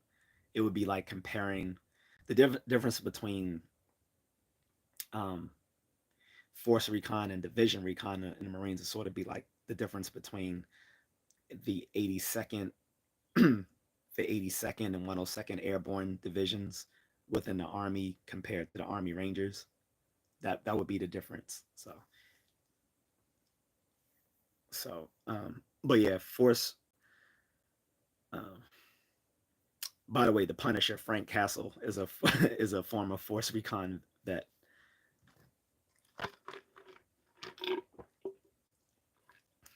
Um, then what are some other special forces teams like? So the Coast Guard doesn't isn't part of special forces, but they do have um, they do have what they call DSF, which is these are several teams within a Coast Guard that have that are special forces capable. So yes, even the Coast Guard has some pretty tough folks in there. Again, they're not part of SOCOM, so they're not special forces, but they do but they are capable of um, special operations like assignments, and they're called DSF in Coast Guard. There's about three of those teams within DSF. You also have some civilian special forces units, like the FBI has their HR2, the HRT hostage rescue team. Allegedly, those were the people that saved all those folks in Libya because of Hillary Clinton's fuck up back in the day. So it was allegedly the FBI HRT that came and rescued those folks. Um, and you have CIA ground force.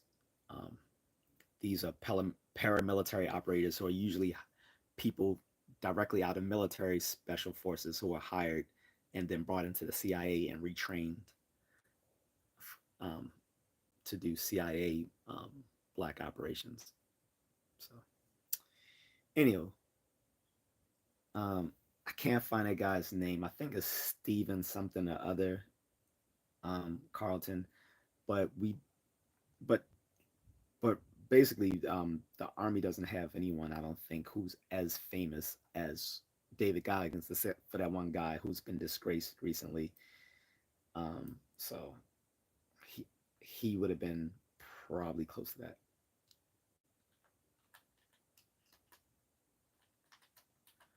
And I still can't remember his name. I think it's Steven something.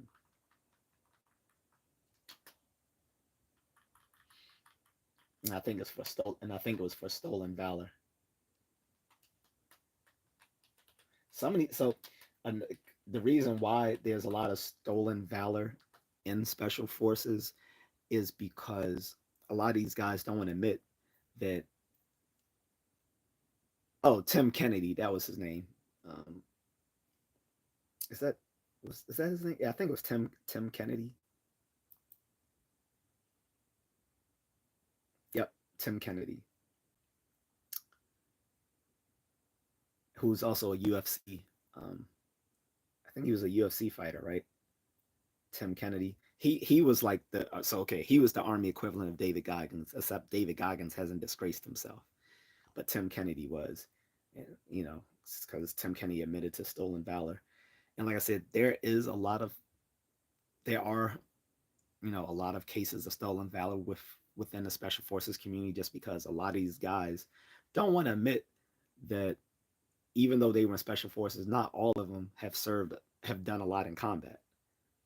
As a matter of fact, like half of it half of the stuff that they do is usually administrative work, and then outside of, and that might be 50 or 60% of their time. Then the other of the time they're doing like maybe they're doing some CQB training, close combat battle training. Um, that's maybe like what 20, 30% of their time. Um, then a lot of that, then then the other percentage, then the next percentage is, you know uh you know training and keeping up their qualifications, because they got to requalify for all this stuff. Like they have to go, like they have to keep their language school qualifications. So if you don't know, Army Special Forces they have to learn a foreign language as part of going through Q course. Um, and so they have to keep their language qualifications. They got to keep their weapons qualifications, all this sort of stuff. So that's the next level of training. And then the very last thing out of all of those things, the lowest percentage, is actually um, being in the field, putting down heat. So so a lot of these guys don't want to admit when they come out that they weren't doing a lot of most a lot of them weren't out there doing Rambo stuff. So that's where you get a lot of them come out and start with all the stolen valor. Like they might tell you stuff that happened, but they weren't necessarily in it. It might have been someone else who was in it, or another team or whatever. Like, um, and it also depends on what team you apply to. Like some teams see more action than others. So, Carter says, "Who gets more love, the Marines or the Navy?" I know the Air Force don't get no love. It, well, do you mean as far as combat?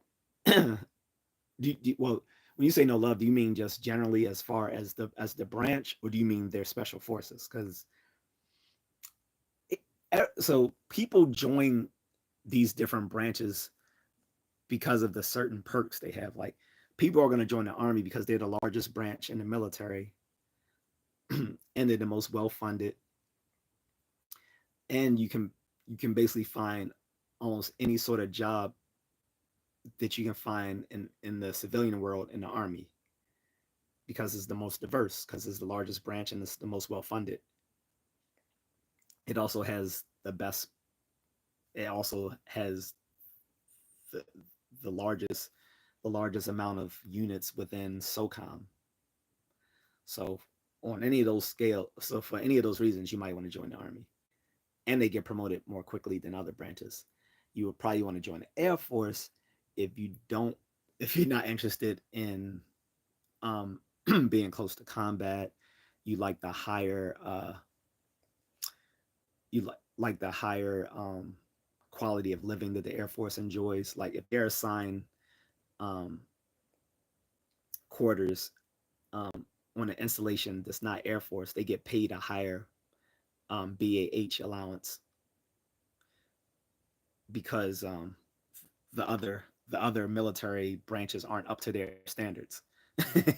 So you literally get higher a higher BAH allowance just because you're not living on an Air Force base, which means those other branches aren't up to their standards of living. Um, and also the Air Force has their own community college. They have their own junior college on base. So whereas the other branches can give you money to go to college, shit, the Air Force will let you go to college on their base, an Air Force junior college on base. They're the only branch that has their own junior college. So typically they want higher ASVAB scores than the other branches.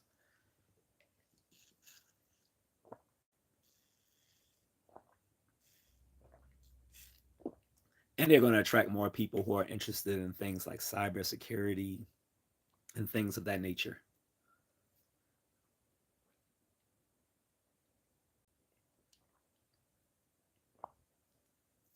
Um, The Navy is good for people who may want to travel because you will see it. You know, if you're assigned, most, not all um, Navy assignments are on ships, but most of them are, at least especially the good ones. And if you know, if you want to travel the world, the Navy is great. Also, the Navy has the lowest PT standards of all the branches, as we saw with that little fat, uh, that fat naval chief that was recently assigned to head the Navy nuclear command. Um, allegedly, the reason that allegedly like the naval nuclear command has a hard time with retention, so they may have not been too picky with having a having a woman who's severely obese. But again, PT standards in the Navy is quite low. So if you're not someone who's very physically fit, if you're someone who likes to travel, Navy is great for that. And maybe if you like to swing both ways, Navy is also good for you for that too. I mean, they didn't the YMCA didn't write that song in the Navy for nothing. I'm just saying. um, Coast Guard is, I want to know what their niche is. Like they're gonna be more for folks who want to who like the maritime aspect of the military, but close to home. Although again, um, Coast Guard does see overseas deployment. Like they were in the Horn, was it the Horn of Africa, um, putting down those Somali pirates. That was, people think that was the Navy. People think that was the Navy SEALs. That was the Coast Guard. So Coast Guard does see maritime combat and overseas deployment, but most of it, again, most of their deployment is here in the within the states. So if you want to do like maritime sort of stuff like the Navy, but you want to stay stateside as opposed to being overseas, you're not, not so much interested in the traveling and stuff. The Coast Guard is for you. However, the Coast Guard does have high PT standards, unlike the Navy. The Coast Guard does require you to have high PT standards. Then the Space Force, similar to Air Force, is going to be for people who are more academically inclined, people who are more interested in dealing with um, cyber warfare, cybersecurity, um, satel- um, satellite technology, signal intelligence, stuff like that. And they have high PT standards. Their PT standards are the same as the Air Force. So Space Force, although they will never see deployment because their field of operations is literally outer space, although they will never see deployment, they still have higher PT standards than the Navy. So I'm just saying. But you might find where they're stationed kind of boring because a lot of them are stationed in places like Colorado, although they're now all over the states, and they're in places like Greenland now. So if you want you a nice snow bunny, Space Force might be where you want to go. You might be out there in Colorado with the Beckys, or out there in Greenland with uh, someone whose name you can't spell without a couple of vowels and J's. Probably the great granddaughter of Eric the Red or something. but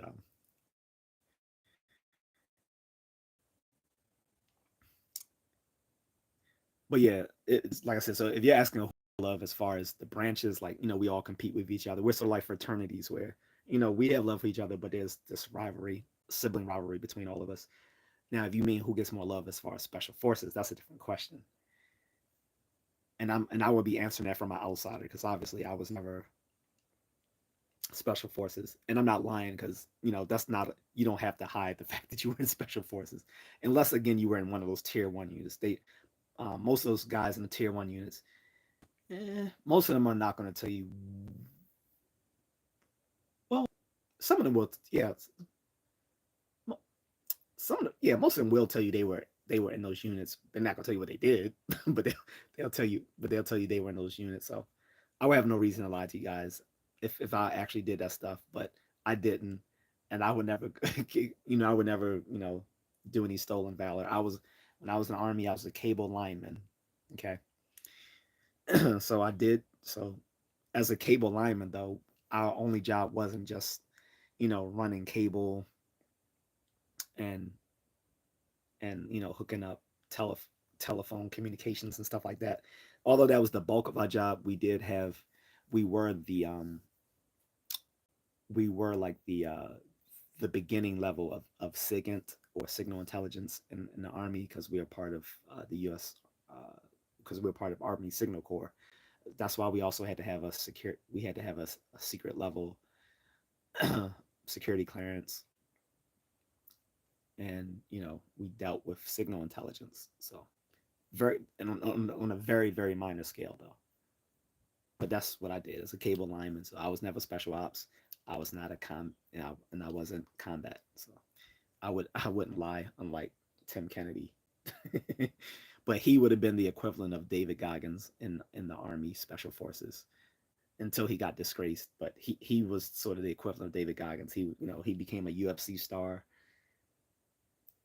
but he lied about his military record, claimed that he got a Bronze Star when he never did.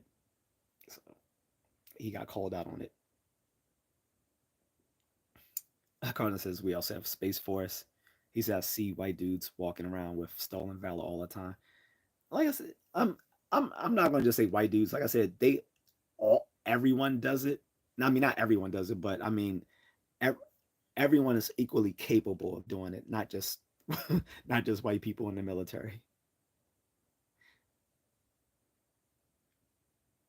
But what do you guys think? What do you think is the worst stolen valor? Someone who's never been in the military at all, pretending they were former, they were in the military because that's fraud, or the people who've been in the military and they lie about their accomplishments and medals and stuff. Like Maryland Governor Wes Moore was committed stolen valor, and no one called him. He got called out on it, but the army did not um, repudiate him for it, which they should have, because he lied. He said because what he said was just bullshit. I've mentioned this before, but he claimed that he thought that he could claim that he was awarded such and such medal because it was on his DD 214. That doesn't make sense. Like no one in the military would buy that. Like, dude, if someone was on your DD 214, then you know that you've earned it. You're not going to have something on your DD 214 that you didn't earn, which means therefore you would have earned the ribbon for it. There wouldn't have been no, like, yes, they can make mistakes on your documentation, but if they made a mistake, then why would you claim it? That doesn't, like, so what he said doesn't make sense. Like, he claims he was a former army um paratrooper, which means he was like 82nd Airborne, um or 101st Airborne. Typically that usually refers to 82nd Airborne because they're the parachutists, whereas the 101st refers to people who do air assault. Um, but in any case, you're not going to earn something and not be aware that you earned it on other than it's appeared on your DD 214. So he's just an incredible liar, but that's not the only thing he's been caught lying about. He also claimed he was a Baltimore native, although he's not from Baltimore. He grew up in Tacoma Park, Maryland, which is a part of Montgomery County, the one of the three wealthiest counties in the country. Montgomery County. It used to be the wealthiest in Maryland till it was bumped down by Howard County, and then Howard County has been bumped by, I think, Fairfax in Virginia. Then you have the other places like in New York and in California, like Orange County and all that. Anyway, he's from one of the richest places in the country, in the DC suburbs, claiming to be a Baltimore native. He was like, and then as a child, he was raised in New York City. The only time he spent living in Baltimore was when he came to Hopkins University. That does not make you a Baltimore native. So how he thought he could claim he's a Baltimore native just because he went to college here for 4 years is bullshit. That's like if I was born and raised in Baltimore. I wasn't born and raised in Baltimore, by the way. I lived in many other places from uh, you know, Chicago, Philly, Delaware, in the DC suburbs. But anyway, let's just say I was born and raised here. But then I went to school in California. I went to UCLA for 4 years. Came back here and then moved to LA to run as governor of California. And then I lied and say I was an LA native. That's the equivalent of what Governor Westmore did. Like he lived all his life somewhere else, went 4 years into into a city, then claimed he was a native of that place. He's just a patent liar. And that's not the only thing he got caught lying on. Then we're not gonna get into all the stuff, other political stuff, because that's gonna change the conversation. But he's full of shit. And he's committed stolen valor. Yeah. Uh, you said love as in public perception. Yeah. So if you said love as far as so as far as public perception, I think the closest we had to David Goggins in the Army Special Forces was Tim Kennedy, who became a UFC star. Carlos says Air Force are the pretty boys of the military. Mm, I don't know about the pretty boys. Nah, I don't know about that one. I might have to disagree on that one as far as pretty boys. And plus, it depends on how we define in pretty boys. But I would say that's the Navy. Uh, I would think that might be the Navy. Honestly, the Air Force are the Air Force are like the guys are like to me, Air Force are like Army guys who can't fight. Like they just talk tough, but they're not about their life. That's how the Air Force comes off to me. Now again, when I originally enlisted, I actually originally enlisted as Air Force, but I switched over before I swore in as uh, Air Force because they couldn't.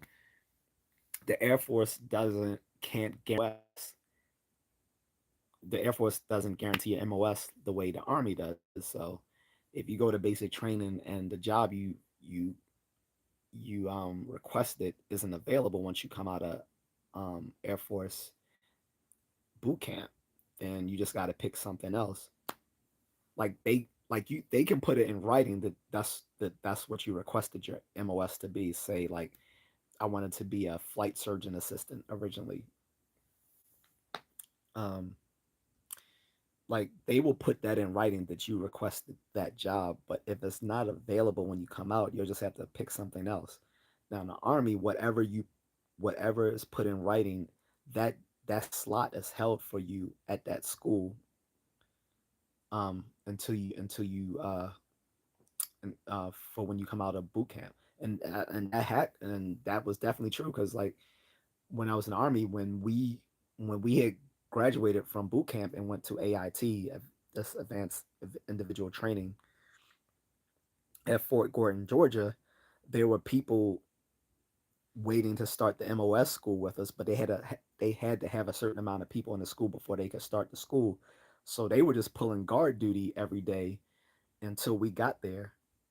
So they were basically just having fun. Like they didn't have to do anything all day. Like they just had to they just pulled guard duty during the day or whatever. And I guess they did PT. I guess they just pulled guard duty and did PT in the morning, and they could just fuck off and do whatever they wanted for the rest of the day. Um, then when we got there the next week, they started the school for us since there was enough of us in the school to kick it off. But like I said, with the Air Force and I think the Navy as well, they can't guarantee that MOS they can just basically put that that's what you request to do, but you might get assigned something else after you come out of boot camp if they don't have a seat for you. But in the army, they reserve the MOS seat for you until you come out of boot camp, which is great.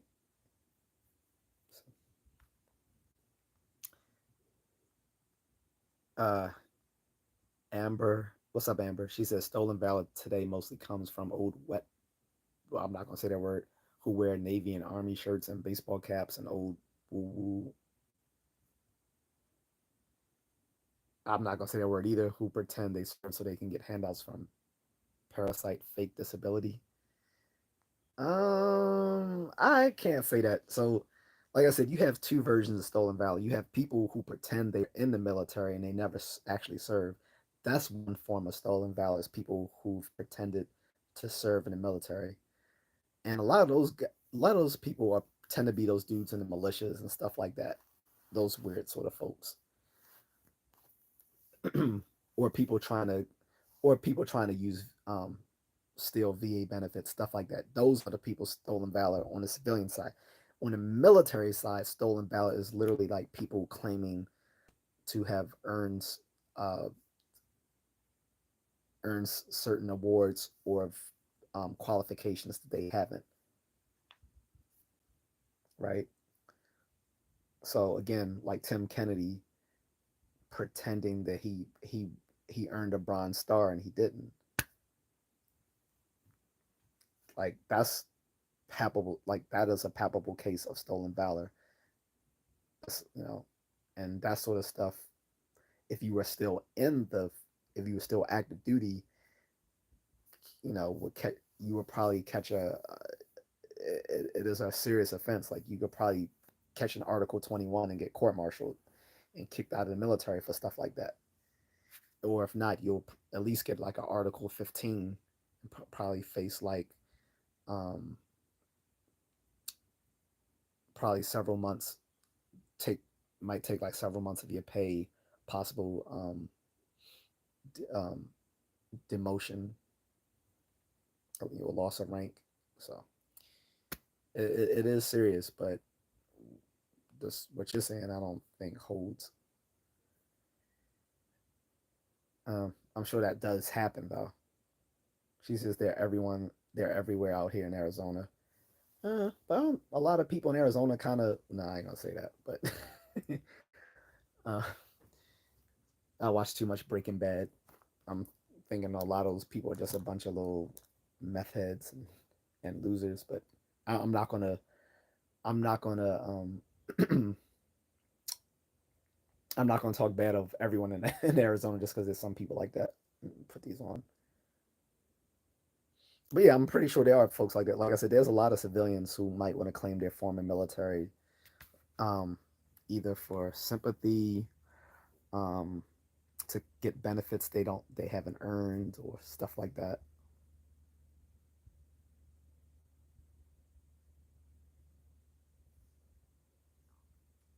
All right, this Duck Life loser keeps coming back. Mm.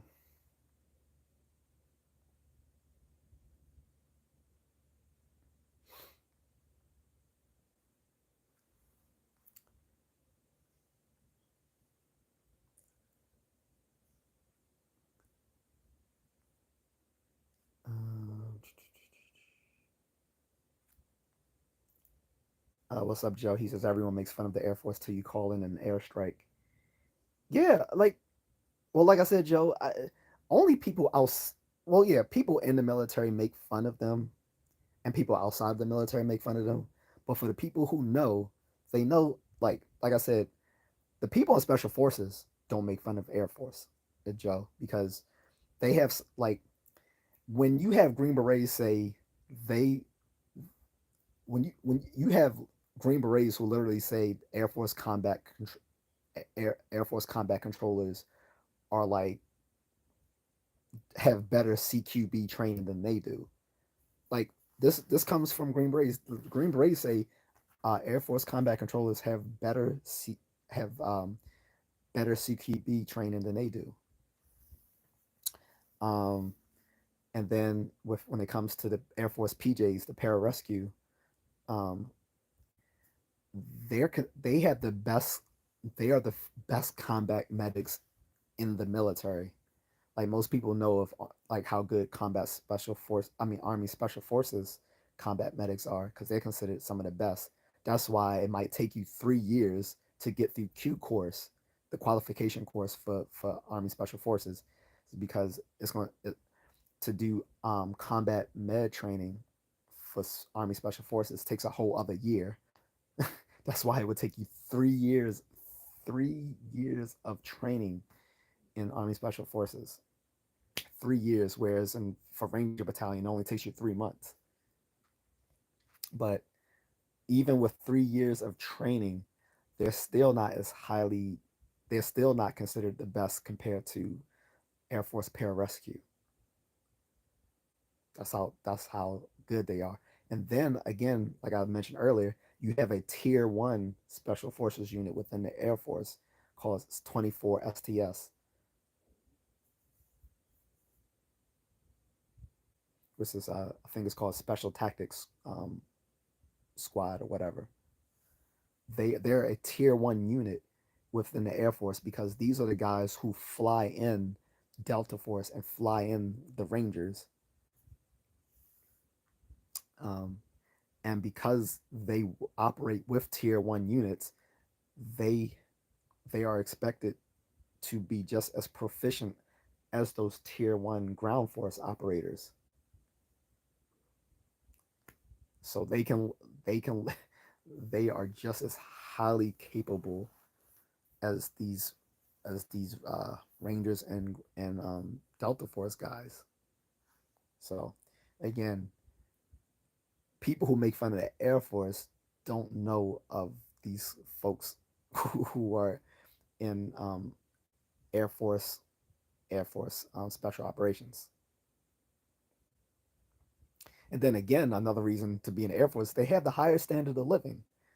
Like other people in the army, like other people in the military make fun of the fact that like you go to the Air Force, it's like you stepped into a whole different world. Like the food is better, that like the their their barracks are better than that. Like again, if you're an airman and you get assigned, like say you're on a joint base, like out in Washington State,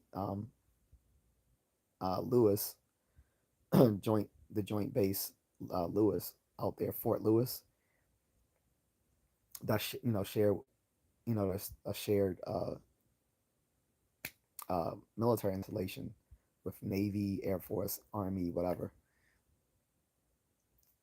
Because it's not up to Air Force standards, they get a higher BAH allowance, man. So trust me, only people laughing at the Air Force are only laughing until they get to be amongst them. Then they're gonna start regretting they didn't join the Air Force themselves. Like I said, I originally went to join for Air Force. I switched to Army because I was more interested in locking down the MOS that I actually wanted when I come out, and because my ASVAB scores and GT score was high, I could pretty much do anything I wanted in the Army. Like my GT score, which stands for General Technical, on the ASVAB was high enough that I could be a commissioned officer. Um, and of course, I qualified for a secret level of security clearance, and my overall AFQT was high enough to do anything I wanted. So that's why the Air Force wanted to keep me. They were mad that I was switching over from Air Force to Army, and tried to hold up my paperwork from the Army because they wanted me in there. The only thing I failed in the Air Force was the depth perception test.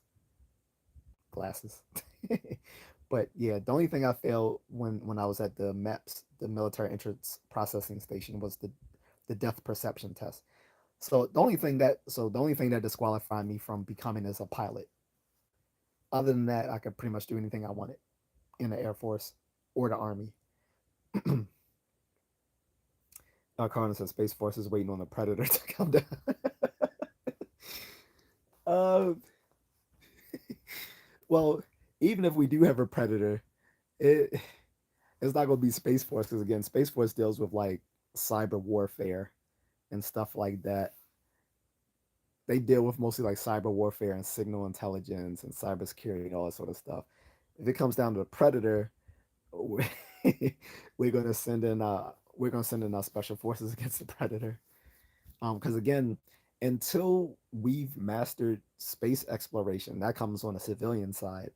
Until we've mastered space exploration, that we can put more, we can have like manned outposts on places like the moon.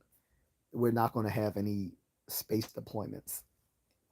Maybe within 50 years, if we continue with our with ramping up space exploration, and we finally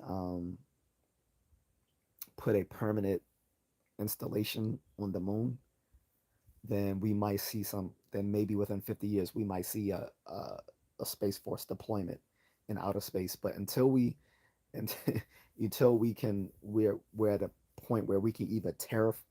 Another thing they might try to do with the moon is try to terraform it, which means make it more habitable, more Earth-like terraforming. Until they either have the ability to terraform parts of the moon, or put a permanent installation on the moon, I don't think we'll ever see um, Space Force getting deployment. So if it comes down to Predator, we're gonna send in special forces against the Predator, who will probably get wiped out by Yautja. If you know, you know. And the funny thing is, the Yautja isn't even the scariest Predator species. For you guys who are nerds about the Predator franchise, the Yautja isn't even the deadliest of the Predators, but usually the ones that like to show up on Earth and get their ass kicked. Like that doesn't make sense. Like if you keep sending down Yautjas to the Earth and they keep getting fucked up, you might think, all right, Earth is a little bit more dangerous than we thought. We might need to send in one of our big guys here. So Carter says, he said, let's just say World War III happens and they start the draft. Do you think young men today are physically fit to fight? Most of them are not, to be honest. But you gotta remember, a lot of the guys back in World War I, World War II, Korean War, and Vietnam War, a lot of these guys were straight off the street too. They weren't fit either. But I mean, that was the point of special force. I mean, sorry, that was the point of basic combat back then. Boot camp and AIT were just one thing because they were putting them right into infantry. So it didn't even matter. They just needed bodies. Like if it came down to World War III, they just need bodies. So not only would they get these young men, they're gonna reenlist old men too. They're gonna reenlist veterans too. They're like, oh no, nah, Sarge. I ETS back in 2014. No, I don't give a fuck about that paperwork. You going back in, soldier? I'm like, man, I got glaucoma. My back, I got a bad back. Well, you better straighten that shit up because you going back in, son.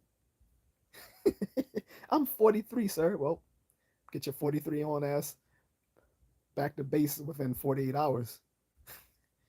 I want to see you there 0500. And we now making you a staff sergeant. Ain't this some bullshit? Yeah, it doesn't matter. Like when it comes to a world war, they just need bodies. Like remember, they sent so many men during World War II, that we depleted our labor force here in America. That's when they start hiring women to work in the factories and do other blue collar jobs that typically men did. That was that kind of kicked off the second wave feminism with the woman doing this sort of crap, like um, because most of our men were serving. So if you was a guy still back here while people were serving during World War II, you had a lot of putang to select from. Just saying. But yeah, if it's World War III, they're not gonna care that most of these guys aren't physically fit. They're gonna put them. They're gonna put them through the ringer through boot camp and get them fit. And if they aren't fit, then they might get assigned a support job instead of an infantry job. But they literally just, if it comes down to a world war, we literally just need bodies in the in the you know in the service. So it won't matter if you're physically unfit. May not matter if you're old. May not even matter if you're underage. Like, today, you can enlist if you when you're 17 with your parents' permission. But back during World War I and World War II, there were people going in who were 16 years old. During the Civil War, there was a kid who tried to enlist at 10 years old, and they told him he was too young, so he just started following around the Union Army. And because they followed him around, those soldiers put together their money to give him pay and made him their drummer boy. And at the age of 11, they allowed him to enlist, right? And he became a sergeant major. He eventually, not in the Civil War, because he would have been too young, but he served. He ended up serving in the army. His whole life, he ended up rising to become a sergeant major. He enlisted at 11. So this is why I talk about how soft Gen Z is. This kid enlisted at 11 and was trying to join when he was 10. And they told him, no, he's too young. You're like, dude, you're just a kid. So he's like, I don't care. And he just followed around the Union Army. And eventually they made him their drummer boy. And these soldiers took money from their own pay to give the kid a paycheck for being a drummer boy. And he raised their morale. And then at the age of 11, the army said allowed them to enlist at the age of 11. So when I hear these little soft ass kids who's like 17, 18, 19 talking about they still kids, like you're a fucking man. Stop. I hate when they're talking about 20, 21, 22, 23, 24 year olds like they're still kids. They're fucking grown ass men. They may be young men, but they're still men. It's like if you got people during World War II going in at the age of 16, and you got these little 24, 25-year old dudes talking about, well, I'm still a kid, man. Fuck you. This is why the older generations call them soft, because they are. He said mentally as well. Yeah, like I said, well, as far as mentally, like, I don't know, but like I said, the Navy will take people who have an ASVAB score so low that if it was correlated to an IQ test, they would be borderline mentally retarded. But as long as they graduated from high school, they would be allowed to join. And I can speak for that because I work with someone who is on the spectrum, but it was allowed to join the Navy, and she's like she's not like mildly autistic. Like she's moderately autistic within the spectrum. Like because they changed autism to they took away all the different classifications. Now they give all of it just called the ASD, autistic spectrum disorder. It doesn't really do it justice. There's some people may be high functioning, some may be low functioning, because typically the high functioning ones used to be called the ones who were diagnosed with Asperger's syndrome, whereas the low functioning ones used to be assigned the um, autistic disorder. These are usually people who had um, significant language and significant like language and cognitive difficulties, whereas the the Asperger's, the high functioning autistic folks, typically were the ones who did really well in school. Someone like Elon Musk would have been formerly was assigned Asperger's syndrome when he was younger. He's even admitted that, but now he would just be they would just call it ASD, or someone like that stupid little twallop from Sweden. What's that bitch name? The little one who sailed to Palestine to try to send munitions, and Israel said, "Nope, take your ass back home," and they took them off the ship, um, and gave her, you know, you know, detained her and then sent her ass back home on a plane. And then they also forced her to watch the October 7th attacks last year by Hamas and on Israel. And she said that was just propaganda. So that's why I don't trust. I don't believe autistic people should be in positions of power because they don't they don't grasp things that normal functioning people do. Like the fact that she really thought the October 7th attacks, they made her watch the videos of it. She called it propaganda where it was not propaganda, but whatever. But yeah, even mentally unfit people have found a way in the military during World War I and World War II. So it would be the same as World War III. Cardin says, I see those militia guys all the time with stolen valor. I was a high ranking general. I'm like, no, you weren't. Exactly.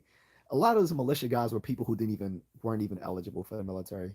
One, because they probably had criminal backgrounds. Two, they had probably had substance abuse problems or mental health issues, and then or they were just too fat to get in. Like, look at most of these militia guys. These militia guys. Now, there's some militia guys who are veterans, so I'm not going to take that away from them. But a lot of these guys who joined militias were people who were not fit to join the military, either because they didn't qualify or they weren't physically fit enough to join.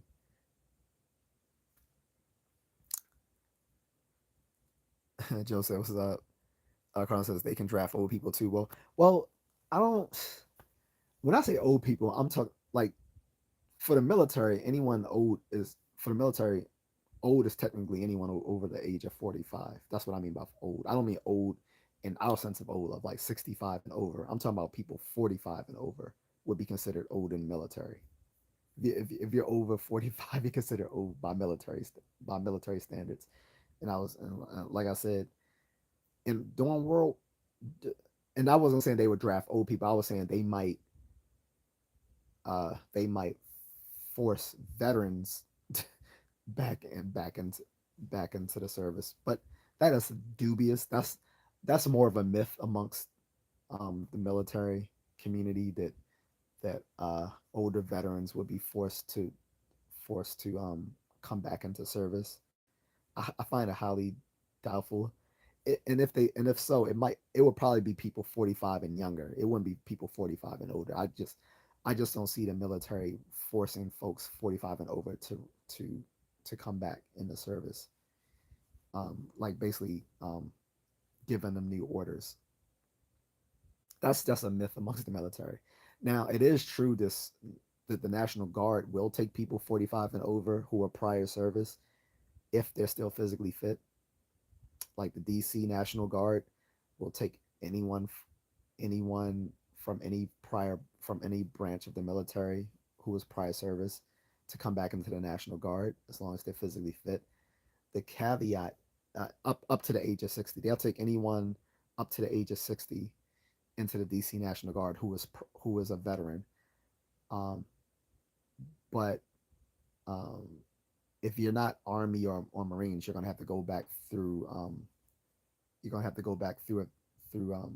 training again. Now, if you're Army and Marine veteran and you want to join the DC National Guard, you don't have to go back through training. But if you're outside of Army and Marines, you have to go back through training. But the DC National Guard will take anyone up to the age of 60 who's a prior service military member. Daniel Barry says yo. Isla says, first of all, what's up, Isla? She says, do you think we are really close to World War III? YouTube live news is really confusing, so I'm watching news on TV. Again, I think it's being overhyped. Every time there's a every time there's an armed conflict, people equate it to World War III. Every every armed conflict does not equate to World War III. Um, Iran doesn't have enough friends. Um, China isn't even supporting them. You know, you're not going to have a World War III unless you got Russia and China on their side. And as far as what it looks like right now, Russia and China are not supporting Iran in this. They're going to let, they may be like sort of allies, but they don't have like a treaty that, it's not like, I don't think there's a treaty like back in the day with the Warsaw Compact.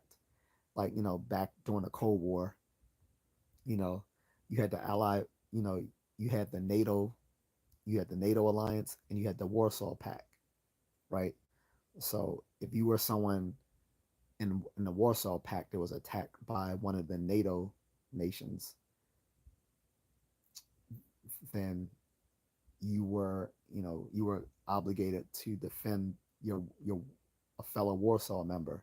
Likewise, in NATO, if a fellow NATO nation was attacked, then other members of NATO were obligated to defend that NATO member. So that's something that would have led to World War III. That was what was so deadly about the Cold War that lasted from 1990, from the 1950s to 1991, was that the fact that the Cold War could have kicked off World War III because of this huge geopolitical division in the world between the NATO and Warsaw, right? Um, but today, more things are much more divisive, and I don't think Iran has super allies in the world. Not to mention, I don't think China and Russia really want Iran to be nuclear armed either. If they're, if we're going to be honest, let's just be completely honest and say that even potential allies like China and Russia and maybe even North Korea probably don't want to see a nuclear armed Iran either. So I don't see it becoming World War III. What I do see happening is there will be a regional conflict with that in that region of the world. There will likely be a war in just that region of the world. And again, Iran has been asking for it for a long time. Like their military is literally designated as a terrorist group. The IRG, the Iranian Revolutionary Guard, they're designated as a terrorist group. On top of that, the Iran the Iranian government funds several terrorist and jihadist groups throughout the Middle East, including Hamas and Hezbollah, and was instrumental in kicking off the intifadas back in the 80s, which were the Palestinian the attempts of Palestinian coups within Israel, to as uprisings to uproot and destroy the Israeli government from within. That happened 3 times, I believe, within the 80s up until the early 90s, and Iran funded that, and they they radicalized. They were the ones who radicalized Hamas. Hamas originally started off as a charitable organization within the the the Muslim Brotherhood, which was a government organization coming out of Egypt that was part of the part of the Gaza Strip, because Gaza used to be part of Egypt. The Gaza Strip was part of Egypt. Egypt lost it during the Arab-Israeli wars. There was 5 Arab-Israeli wars, which is why Israel is always on high alert against the Palestinians and other folks within that region of the world attacking them, because they went through 5 wars literally since the establishment of the state of Israel back in 1947. As soon as they were established, they got attacked by every single nation within the Middle East. People don't like to People on the left don't like to bring up that fact. Like in 1947, as soon as they were established, they literally got attacked by every every nation in the Middle East. Um, and it it ended up being 5 consecutive wars that ended in the 70s. And in the and again in the fourth war, Israel Israel Egypt lost the Gaza Strip to Israel, and in the fifth war they tried to retake the Gaza Strip and they lost. So, but again, the Muslim Brotherhood was a governmental organization which was originally allowed to be to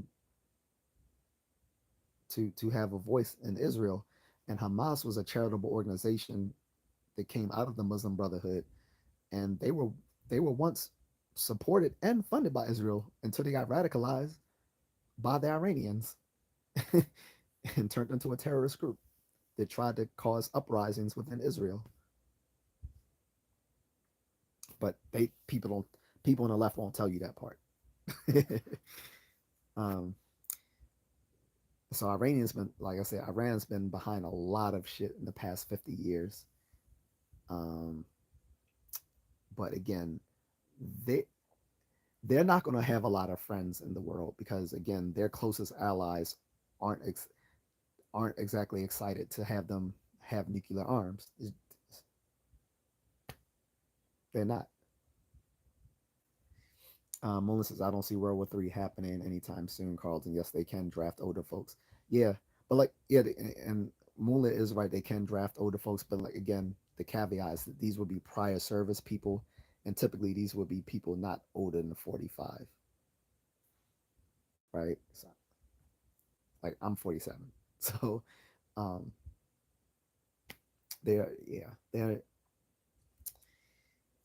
they could, but it's unlikely. But like I said, it's a big myth within the veteran community that they're going to force a bunch of veterans back into service. Even like I said, even if they did, it's typically going to be the younger veterans. Now, most people think all veterans are elderly people. No, a veteran is anyone who served. So you can literally be someone who served 4 years from the years of 18 to 22, and now you're a veteran and you're in college. You're technically a vet. You are a veteran, but most people think veterans are these guys walking around with the with the World War II and the Korean War and the Vietnam War veteran uh, caps and doing parades and stuff, looking like they're 60, 70, 80 years old. That's that's they are veterans, but like I said, veterans literally anyone who served. So Molin says also welcome everyone, like, share, and subscribe. Stick around. He responds to all, so give it a minute. Yeah, sorry guys. Carter says well. So Molin said it was 6 Buster bombs. Yeah, that's on us. Total act of war, but as spooky as it can be set up, as spooky as it can seem. Some already sketchy countries do stupid things, which was the point, in my opinion. He said, I don't see World War III happening in our time. Again, I don't see World War III happening in our time either. And that's mainly for economic reasons. Where global trade and commerce is so interconnected today that to go to war with someone would now war itself is a lucrative thing. Like this is why the America's kind of been at war since the beginning of its history. Like we've been continually battle tested for the past we've been battle tested for the past 250 years. Which was this is why I agree with the Army Day parade, even though people wanted to make it look like Donald Trump was just flexing his dictatorial um his dictatorial qualities, saying he's trying to be an authoritarian, all that sort of stuff. No, to celebrate the 250th um, anniversary of the U.S. Army does deserve a parade. That's a quarter. That's a quarter of a millennia that we've been around, that the Army has been around, and the fact that the Army is a year older than the nation itself, because in order to have a nation, our founding fathers came together and commissioned an army, the Continental Army, and granted um, and appointed George Washington as commander in chief of that army.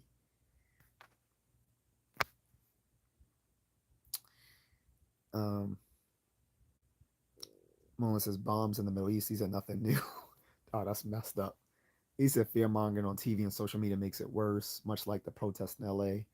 It's not remotely what social media makes it out to be. Yeah, well, that I think that's kind of true. Carter, Carter says what's interesting is that the left doesn't like Israel, but they love Hollywood and their propaganda. Israelis and the Hollywood executives are the same people. The left used to like, uh, they used to like Israel. They have shifting alliances based on their own. They put the problem is they put ideology above people. When Jewish people were still considered a minority amongst the left, then they were treated as such. Now that they see now that Jewish people are just seen as successful white people, now they're no longer a minority, even though they definitely still are an ethnic minority.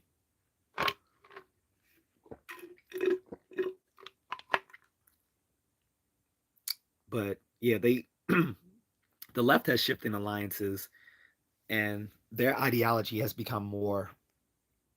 been more become more radical over the years. Like I'm a classical liberal, but nowadays a classical liberal is considered on the right. So even though I'm not a conservative, as a classical liberal, people confuse me with a conservative because classical liberals are now considered on the right, whereas 50 years ago, a classical liberal would have been considered on the left. So I don't I don't take I don't take the political left too seriously because I think their ideology is incoherent. What time is it? 12:45. About to get off soon. Mullah says I think the love Israel and Saudi Arabia. He said I think they love Israel and Saudi Arabia. To be honest with Carlton, like I said, they used to, but now, but see, again, they look nowadays everything is looked at through through identitarian identitarian ideology, right? So it's by color. So they're no longer considered an ethnic minority because technically they are white, even though they still are an ethnic minority. Like again, people say, "Oh, big bad Israel," ignoring the fact that the Israel is literally the only Jewish state in the entire world, whereas there are like about 50 different Muslim countries in the world. 50. And so you can't allow the Jewish to have one you you saying they can't have their own they can't have they say, well, it's a ethno it's an ethno state. Okay. So that's literally why it was carved out to be exactly that. So they could have a place of their own because their their diaspora was spread across the globe ever ever since the fall of the Roman Empire. Ever since the fall of the Roman Empire, they've been dispersed across the world and usually mistreated wherever they go. So one of the one of the the, out of the aftermath of World War II, the UN decided they need to have their own state, and they set up Israel as its own state out of the Palestinian territories that were being governed by Britain at the time. And so people always like to point their fingers at America. We didn't carve that out. We was At the time the Palestinian territory was governed by Britain before Israel was established in 1947. And on top of that, and even though it was called a Palestinian territory, it wasn't just for Palestinians. Like anyone, like the way it was governed by Britain under their colonial rule, um, Jews lived there, Palestinians lived there, um, Christian Arabs lived there. Like it, But after after World War II, they carved it up and part of it and made it Israel. And then over time, Israel gained more territories within that region. But again, that was because of the five Arab Israeli wars that they won these territories in conquest. And they didn't start that Arab Israeli war. The Arab world started that war with Israel because they didn't want a they didn't want a ethno state of Israel existing within the Arabic Middle East.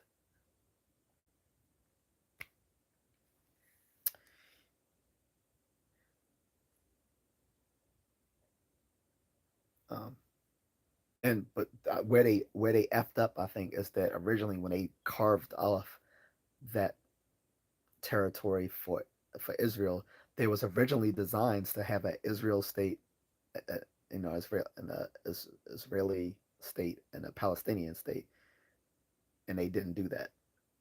And I think that oversight is what probably caused a lot of resentment in that part of the world when Israel was established as 1947.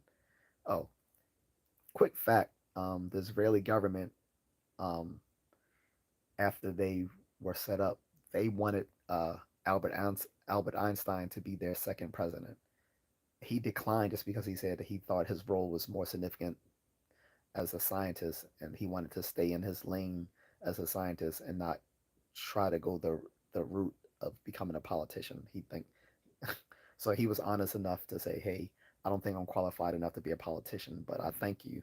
And he became one of the founders of a world renowned university in Israel. I think it's called the Hebrew University of Israel.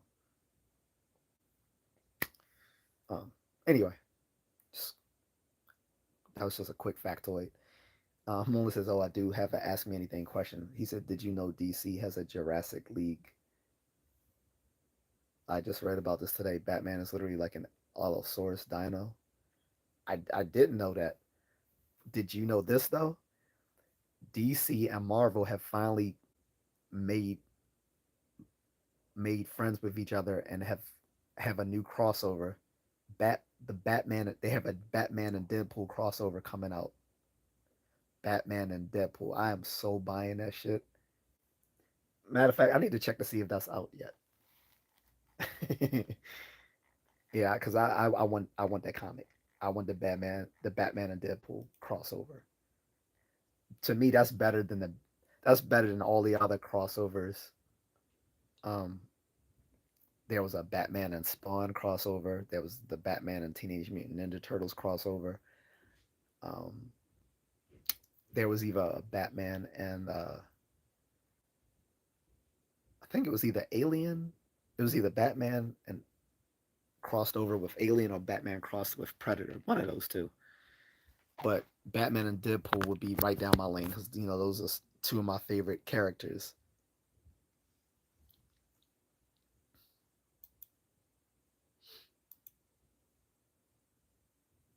I'm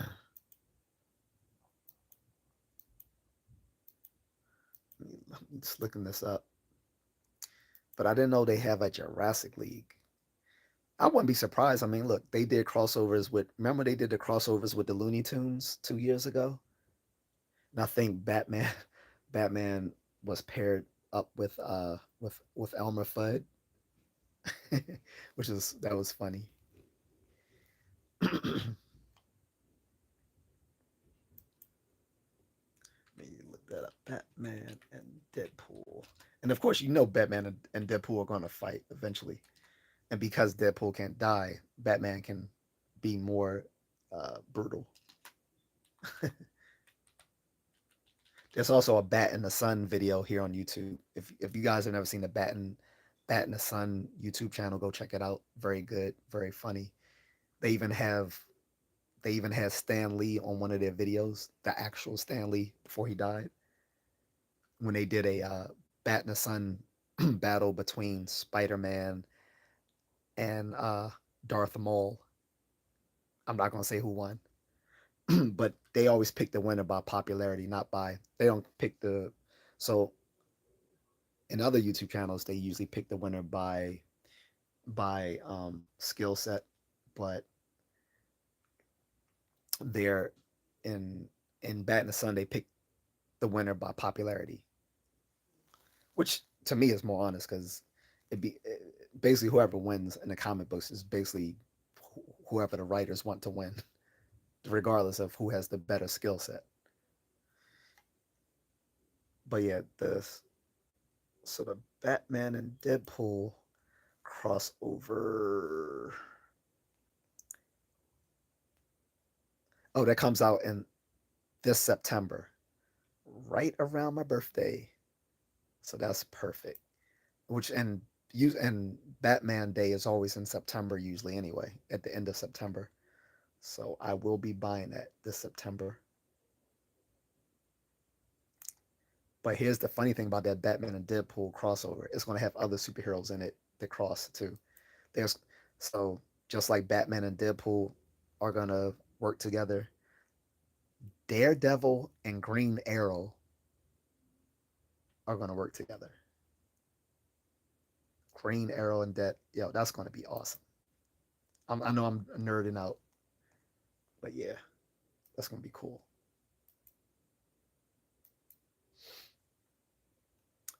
Daredevil and Green Arrow, Batman and Deadpool. Shh, that's gonna be good. I'm so buying that. I'm telling you, that's gonna be sold out.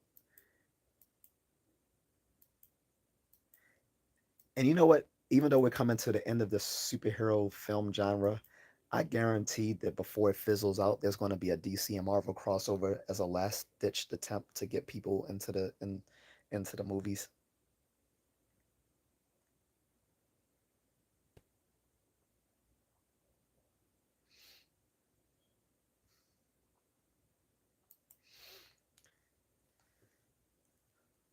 Watch me. I mean, why? So that's my future prediction is that as the superhero film genre is fizzling out, and it's not because of superhero fatigue. People aren't fatigued with superheroes. They're fatigued with mediocre movies being made by these film studios because, and when I say film studios, I'm pretty much talking about Marvel Studios. They got so used to their success by the end of 2019, they start putting out a lot of slop, thinking, well, people will see anything we put out because we're Marvel. And yeah, that may have worked up until 2021 because of the pandemic. But after the pandemic, people still wanted to see good movies.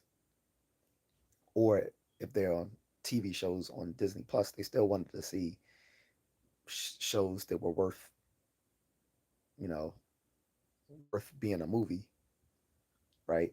So they got too they got too comfortable and they start pushing um, diversity over diversity and quantity over quality and good storytelling.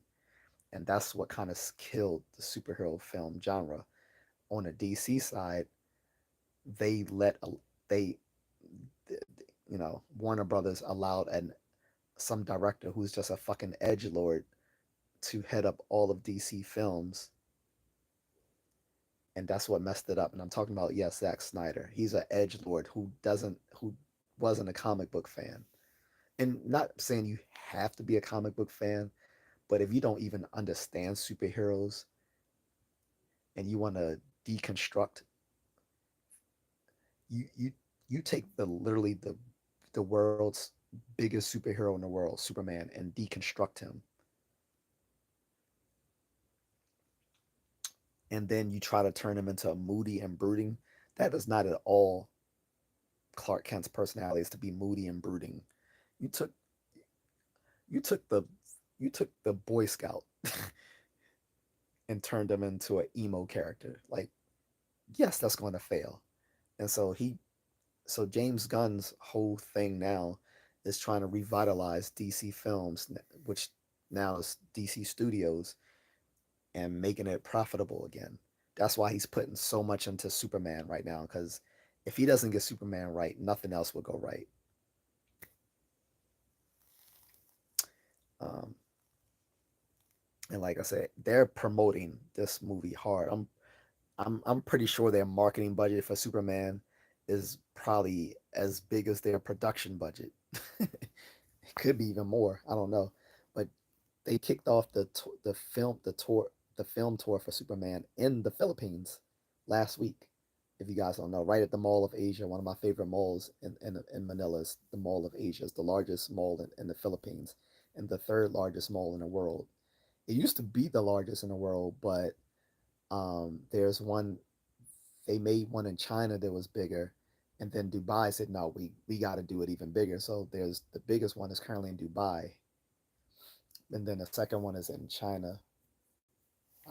But Mall of Asia is like the third largest mall in the world, and they kicked off right there. For a while, it was Mega Mall, which was also in Manila, and close was in walking distance to where I used to live. And the only reason it's not the biggest anymore because the Mall of Asia expanded when they built a uh, they added an IKEA to the mall, and IKEA made the mall even larger. Then there's North Edsa. North Edsa had became the largest mall in the Philippines as well,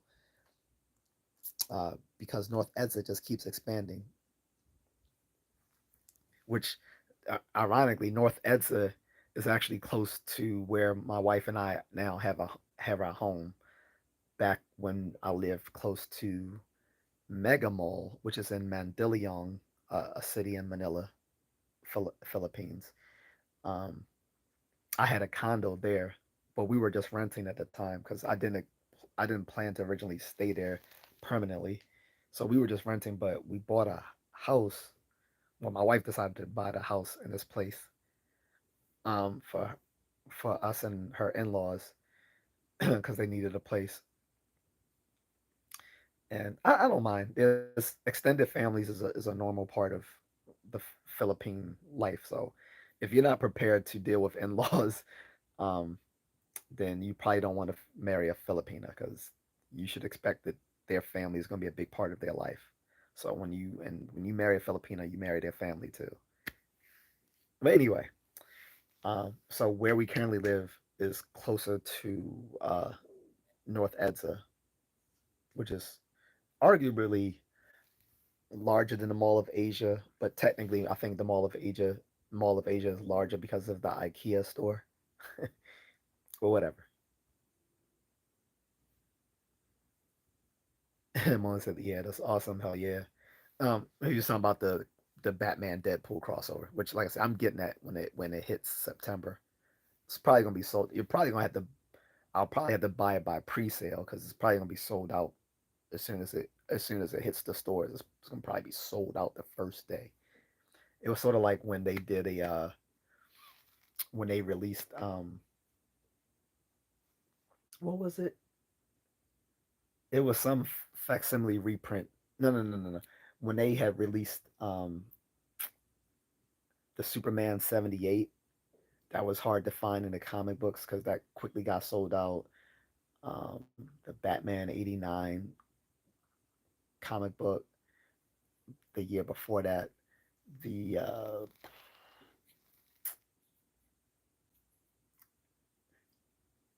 It was something else I couldn't find, and I had to buy. I had to order it online because I couldn't get it from all the comic book stores were sold out. But when something's like really popular, it's gonna be sold out within the first day or two, and I guarantee Batman and Deadpool is gonna be sold out within the first day because there's gonna be so many pre-sales for it. Mama said I did see the new Superman movie trailer at the movies yesterday. It looks good. I know. I was skeptical at first, but by the release of the third trailer, I was kind of sold. I know some people are saying, well, they didn't like it because it looked like it was going to be a superhero team up with Superman, Mr. Terrific, Hawk Girl, and uh, what's the guy? The guy with the messed up body. It's going to be the four of them. But I don't think so. I don't because people were saying, "Oh, this is just another hero team mashup," and they were trying to say, "Oh, James Gunn can't do solo superheroes; he can only do team up films." That could be true, but I think there's some. Um, I think there's some logic in his madness, so to speak, when it comes to the team up. I think he's introducing these other heroes on purpose. I don't think it's just to make a team up movie. I think he's doing that to introduce, you know, these these new characters into the live action films because they weren't in there before. We didn't have, you know, we've never had a Guy Gardner in live action. We've never had a Mister Terrific in live action. There was the CW version, but that character didn't count. He was nothing like Mister Terrific. He was gay. He couldn't fight, and although he was smart, he was like he was like a second banana to a wannabe Barbara Gordon. And for some reason, he would have a big afro, and then as soon as they go into battle, his hair would be mysteriously cornrowed. It, it, he was nothing like Mister Terrific in the comic book. So this is a more comic book accurate Mister Terrific. So I support that. Um, and it looks good. The story looks good. It's like it's not going to be the All Star Superman story because in All Star Superman he dies because he's literally absorbing so much solar radiation that it's killing him. That was the story. That was the thing behind All Star Superman. I have the book, but I haven't read it yet because it's back in the Philippines.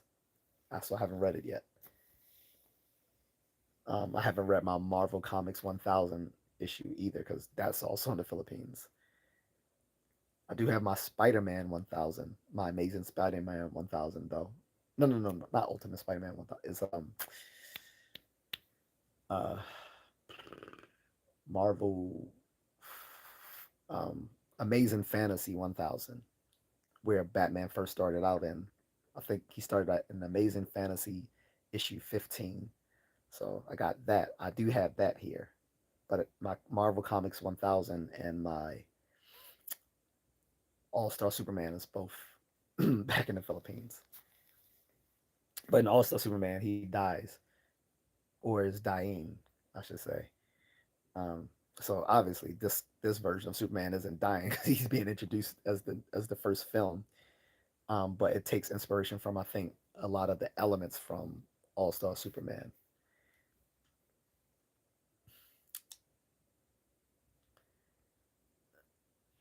Moon says Green Arrow and Daredevil will be a sick team. Yeah, they're gonna be they're gonna be a duo in the crossover in Batman and Deadpool. Cardinal says Superman is the foundation of DC. Exactly, he is. I mean, not only is he the foundation of DC, he's the foundation of all superheroes. He was literally the first superhero. Like there were no superheroes in comic. Like he wasn't the beginning of comic books. He was the beginning of superheroes. Like he was the first superhero in comic books. Before then, all the comic books were like detective novels, which is what DC started off detective comics. Like most of their comics were like detectives and spies and stuff like that. Or you had the sci-fi stuff like Buck Rogers and stuff like stuff and Flash Gordon. Or you had the little comics with like slice of life type comics like Archie, stuff like that. But Superman came about. He was the first superhero, and after because he was so successful, the DC Comics, which was actually a rival of Action Comics at the time, decided, well, we're going to make our own version. We want our own superhero, and they created Batman. And then there was another rival to Action Comics, which created Captain Marvel, aka Shazam. And so anyway, yeah, Superman is the template for all superheroes. Melissa, yeah, a little pre-order for sure. He's I'll pre-order for sure. Yeah, I might have. I've never done pre-orders, but I might have to pre-order for this one because I really don't want to wait because I know if I wait, I'm not going to get it in September, and and if I don't get it in September, that means I won't probably get it for like till October, November, or unless I get it online, and then if I don't if I don't get it online, or I don't get a or if I don't get a reprint in the comic books, in the comic book stores, then I would just have to wait a year later to get the entire trade paperback. So these are probably two copies too, but one in storage pristine style. Oh, probably get two copies, but keep one in storage pristine style. Yeah, so one to read, one to collect.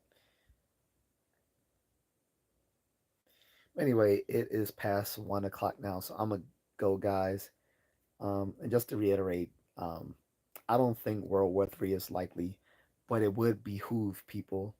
I'm gonna use my army knife hand here. It would behoove people in this time where we're having conflicts to go out, get yourself a bug out bag. If you don't know how to get a bug, if you don't know what to do with a bug out bag, you can buy the pre-made ones at Walmart or on Amazon. However, I recommend you build your own bug out bag because it will be cheaper and you can fill it with more um, higher quality products. And you can simply do so by going to a sporting goods store like Dick's. Pause. But you can go to Dick's Sporting Goods, or you can go to REI, um, get a good get a good hiking and camping backpack. You don't have to get one of those Molly ACU camouflage backpacks. I don't even recommend those because I don't in a bug out scenario, I don't think it's wise to let everyone know that you have a tactical backpack on. So if you are worried about the rise in conflicts right now, go out and get yourself a bug out bag. And I say either get a pre-made one if you're lazy through Walmart and Amazon, or go ahead and get a nice little army rucksack from the military surplus, or go to a sporting goods stores like Dick's or REI, get a camping backpack and fill it with all the things that you need. You can even come up to these clerks. Most of them, if you tell them, "Hey, I'm trying to fill out an emergency bug out bag. What do I need?" Those people will help you out. And if you're still confused, you can go to my previous live stream I did on my bug out bag. Okay. And my wife, she did one herself on her hiking bag. Her hiking bag isn't a bug out bag, but I told her literally the only thing she need was some weapons, and her bug out bag would be good to go. I told her she needs a survival knife, and she has the pocket knife I gave her in there. But I told her she needs like a big blade, like uh, either a kukri blade, a machete, or or a big survival knife like I have in mine. Um, she needs some stuff to purify water, some water like either some water purification tablets and or a or one of those water purifiers. So I have both in mind because I want to have multiple ways of purifying water. So I have um so I also have like a little cloth that I can purify the water through. I can strain the water through in my canteen, or I have one of those purify one of those water filters. I have that, and I have the purification tablets. So I told her to get those. And I recently bought her a four way what you call it that you can use to if you find like a water hose or something like that you can turn it on. So I bought her one of those a few months ago. Um, but typically anything on her video would be good for a bug out bag. Like I said, the only thing she's missing is the weapons and her water purification. That's it. Um, so you can watch those two videos, and then you can go to many of the YouTube content creators in the prepper and survivalist spaces that teach that stuff. But get your bug out bag, buy extra food for long, like not regular food, like things that's gonna easily, you know, be thrown away after a few days. I mean, dried stuff like beans and pasta and rice and canned goods and emergency food rations like the Army MREs, or you can buy from one of these commercial companies if you don't like the Army MREs. There's plenty of commercial companies that make food rations as well, emergency food rations. And you can buy some seeds if you plan on growing your own crops as well. Want to buy um, extra water as well. You want those. If you don't have weapons, you need weapons. Needless to say, and you need to stay fit because you can't protect yourself if you don't got any gas in the tank. You can't protect you and your family if you don't have any gas in the tank. I don't care how much. I don't care how many guns you got. If you can't, you know, if you can't ruck with that bug out bag on your back, what what is it going to do you? Because you can't rely on the fact that you have a vehicle, you have a bug out vehicle. You should have a bug out vehicle. Now a bug out vehicle is going to be a vehicle where you store your bug out bags, your weapons, and extra food, and that is capable of going off road driving. Right, that'll be a bug out vehicle. But again, you're gonna have to you want to ensure that in case all the roads are jammed, or you live in somewhere that's like deeply wooded so that you can't maneuver your vehicle, that when you if you go out on foot, that you are going to be healthy enough to go out on foot. Not to mention you're going to be healthy and fit enough to help your family while you're on foot as well. You are the leader of your family. So if you're not in shape, they're not in shape. so so that's why I say, if you're worried, I don't think World War III is likely, but again, just in case it is, stay physically fit, get a bug out bag, buy emergency food, keep some emergency cash, get some weapons. And with those weapons, you might want to get your concealed carry license. Like, Um, get a passport because we don't know how left shit can turn. It may not be just that you need to bug out to a to a better location. Your better location might be over, maybe out of the country. So a passport, and with that emergency cash, you might want some precious metals on you just in case you need to trade it. But cash is always king, so you're gonna need some emergency cash, at least $300-400 on you, at least. Not to include the precious metals if you can afford that. Um, make sure you have some good make sure you have, I know this sounds basic, but make sure you have some good hiking shoes.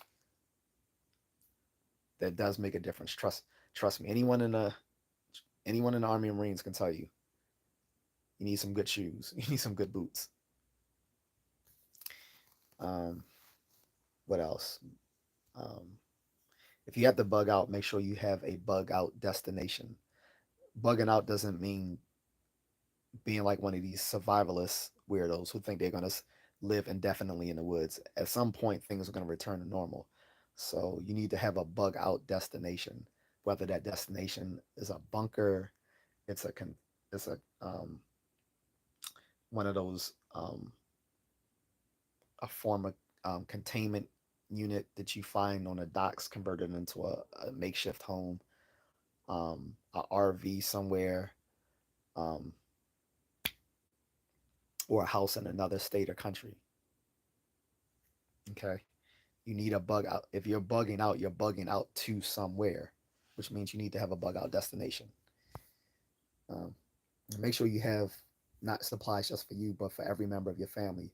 So if you have a wife, she needs a bug out bag. If you have kids, they need bug out bags for them as well, appropriate to their size, of course. Yours should be the biggest because you're going to be carrying the bulk of things, including weapons. And if you don't know how to use weapons, it's time to get that training. Go ahead to the range. Go ahead to the range, learn how to use those weapons. Go ahead and sign up for that introductory MMA that MMA course. They usually give you that first week for free. Go ahead and take advantage of that. Um, what else? I mean, stay attuned to the news, of course, but don't freak out because the news is designed not to inform but to entertain, and by entertain, issues they usually entertain by titillation. And Joe says prepping is awesome. You're crazy until you're not. Exactly. Now, yeah, prepping can go too far, by the way. But a sensible prepper, this is what we're talking about. Sensible preppers. A sensible prepper is just someone who plans for bad times, and that is not crazy. That's actually recommended by FEMA.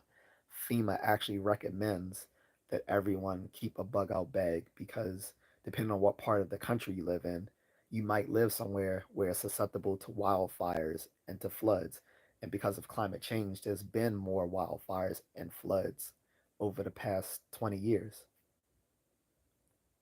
Who would have thought that Canada would have been on fire like it was 2 years ago? That wildfire was so large, we could see it. We could see the color in the sky all the way from DC. We could smell it from here. The wildfires in California and Hawaii, the floods, the Mississippi the Mississippi Delta area floods literally every year. So depending on what part of the country you're in, it's very likely that you might have to bug out, usually for either a wildfire or for floods. But now it might also be because of political instability. So FEMA recommends everyone have a bug out bag and everyone have at least have about 6 months worth of emergency food rations and water. That comes from FEMA. So preppers aren't paranoid. Some of them can go too far, but prepping is literally something every responsible family should do. Joe said, yeah, when it comes down to it, the government isn't going to help you. Just ask the survivors of Hurricane Katrina. Exactly. Or the people in Hawaii. Remember that happened 2 years ago, Joe? The wildfires in Hawaii. The Hawaii government told those people to stay where they are, and most of those people died. So there was a huge investigation because of that. All the people who didn't listen to the government and left were the ones who survived. The ones who said, "Nah, fuck that. We're not staying in this wildfire." They left, and they were the safe ones. So, yeah, government is not always the best source of information. Remember the pandemic? Remember all the misinformation given during the pandemic, during the beginning of the pandemic. Uh, well, what you guys need to do, we just need to all stay at home for like 2 or 3 months, and this thing will be over.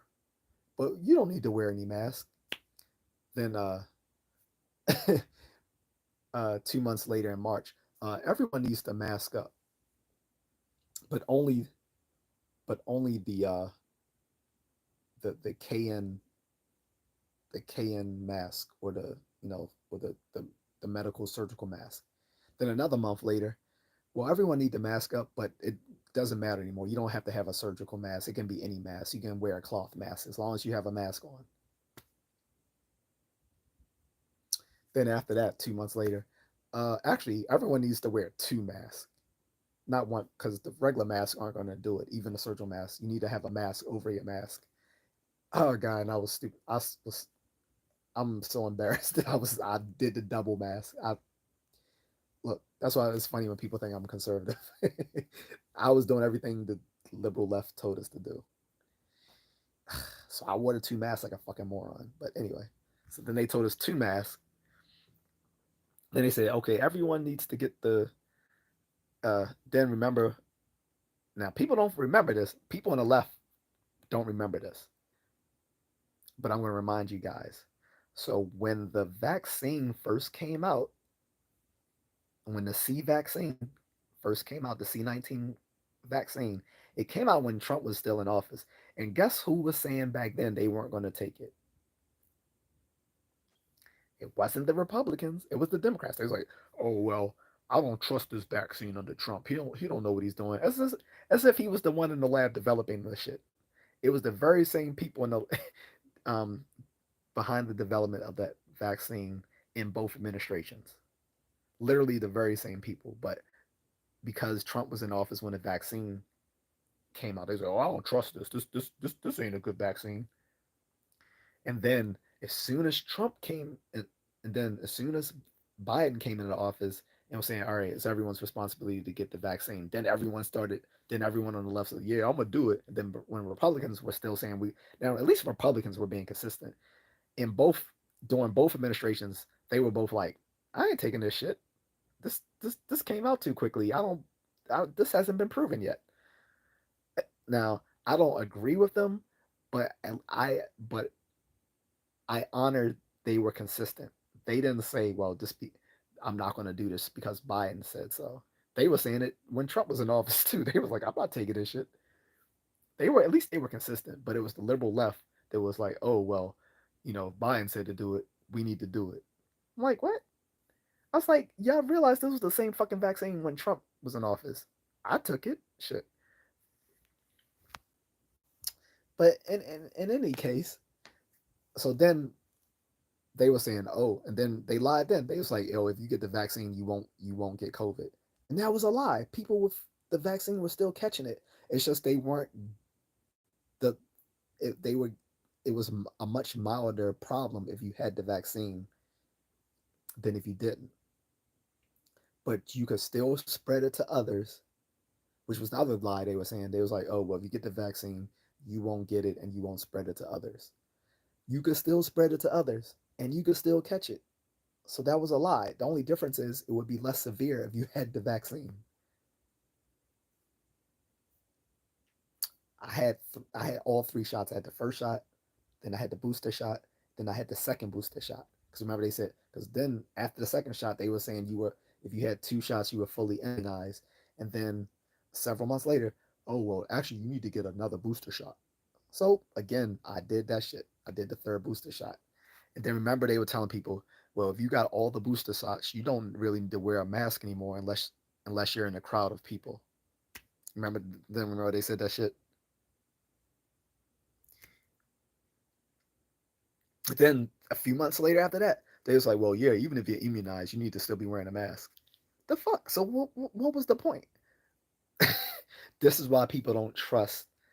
Um, this is why people don't trust bureaucrats in the government health because of the misinformation from people like Fauci. Then we later found out he was lying about a lot of shit, and when he was called out on it, he tried to lie again on that. He lied that he was lying, and so when Biden left office, they gave him a full what do you call it, Joe? When they um, give you a pardon, like they gave him a pardon before he was even brought up on anything. And not only that, the what was so bad about a preemptive pardon? Like it was bad enough they gave him a preemptive pardon because he wasn't yet charged with anything. But the excuse was, oh well, the Trump administration is going to find something to charge him with, so we're going to just give him a preemptive pardon. And he did that for his entire family too. Bind it. So I don't want to hear shit about. So I was like, so all right, so you're going to just pardon your whole family, and you're going to give Anthony Fauci a preemptive pardon, which means you don't give someone a preemptive pardon unless you know he's already guilty of something. You don't say, oh well, because they're going to find something. You can't find something if it's not there.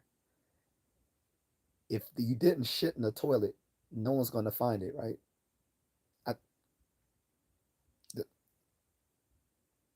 or am I missing my common sense here?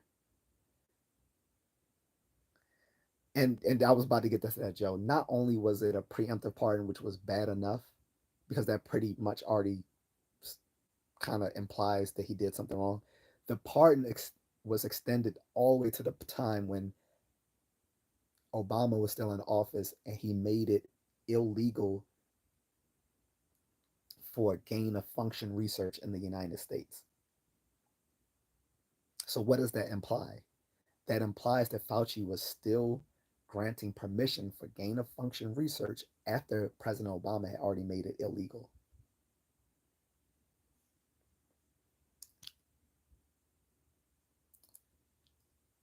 And that's why he was under investigation, was because they were saying that the Wuhan research lab was doing gain of function research that was funded through Fauci granting them the funds to do so, knowing that they did um, that there was not much very rigor at that Wuhan research lab. Like, and how much coincidence? I'm sorry, co- that is not a mere coincidence that the place where the C19 virus came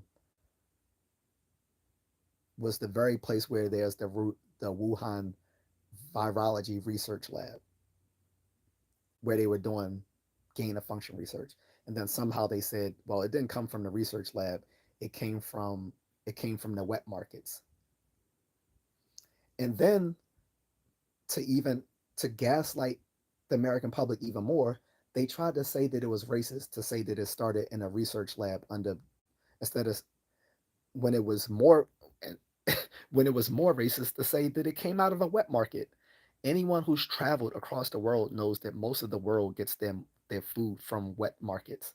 Not like most of the world isn't blessed enough to have a Giants or a Wise or a Super Fresh. Like most of the world gets their daily produce and meat from a wet market. So to say that it started in a wet market because people were eating bats or pangolins is more racist than to say it came from a research lab. But they gaslit everyone and said if you say that it came out of a research lab, then it's racist. But if you say that people were just eating weird ass animals, then it's not racist. What? What? Joe said, I'm pretty sure it was just a snake that ate a bat. No, they look. They said it was a pangolin, and then it was. I don't. I literally don't understand how they thought it was less racist to say that people were eating weird meat, eating saying that people were eating pangolins and bats and shit. That was so somehow that could be considered normal, but saying it started because there was imprecise measures put in place at a research lab was racist. Really, really, and then the big red state lied about the severity of it in their country. If you look now, even at the stats today, it hasn't changed. They claim that only about 4,600. I want to remind you that the population of that country is 1.2 billion. They used to be the largest, and now India is now the largest population with 1.4 billion. But according to them, their stats of people who died from C19 was only about 4,600 people out of 1.2 billion people. Really? Meanwhile, over a million people here in America died, but only 4,600 people died in a population of 1.2 billion people, where the virus literally started. Where the one of the doctors back in December of 2019 discovered the outbreak, died of it himself while he was trying to alert the public about it, and the their government silenced him, and he literally died of it while he was trying to sound the bells, letting everyone know there's a pandemic breaking out, and it started here because of improper controls done at their labs. That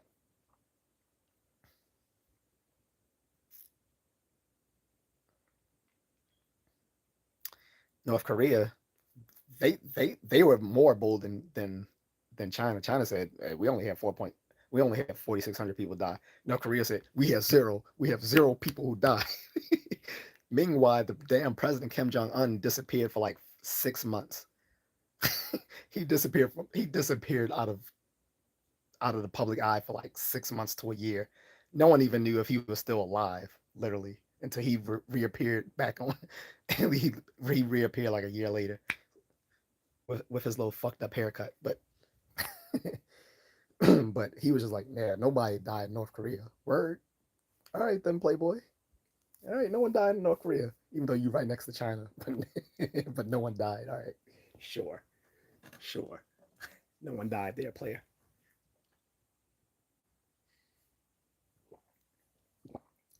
And then, like I said, the lie on top of lies was when Anthony Fauci first denied that they ever gave funds to the Wuhan research lab.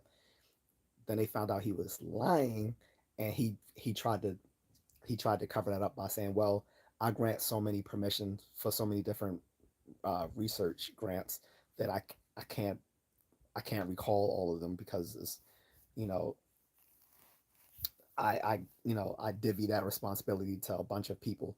You knew, you fucking know, you had to sign off on it. He knew goddamn well he did. He lied about never granting them funds until there was a paper trail showing that he did. Then he said, "Well, I can't recall everything I give permission to give research funding for." So then he lied about that. Then when they said, "Well, you were given permission to gain a function research to places outside of the country since it was illegal here in America," he was like, "Well, that wasn't gain of function research." So you literally had a senator who's a fucking doctor challenge him on that. Like, you're not gonna. He's like, you can lie to other people, but you're not gonna lie to me. I'm a doctor too. And so then Fauci tried to put on, swing his balls and say, well, I'm more qualified than you on this, so I know what gain of function research is. As if another doctor can't find, even if he doesn't know the technicalities of gain of function research as good as Fauci does, like he wouldn't have access to the very same data and medical literature that Fauci would have. He literally read him the definition. And so Fauci lied and he literally tried to redefine gain of function research at a congressional hearing to cover for the fact that he was granting funding for gain of function research, which was made illegal here in America back during the Obama administration. And that's constant, constant, and coincidentally, that's why his preemptive pardon extended all the way back to the very year that Obama made gain of function research illegal here in America. So again, if you get a preemptive pardon and it's given a specific scope of time, that means you did something guilty within that scope of time.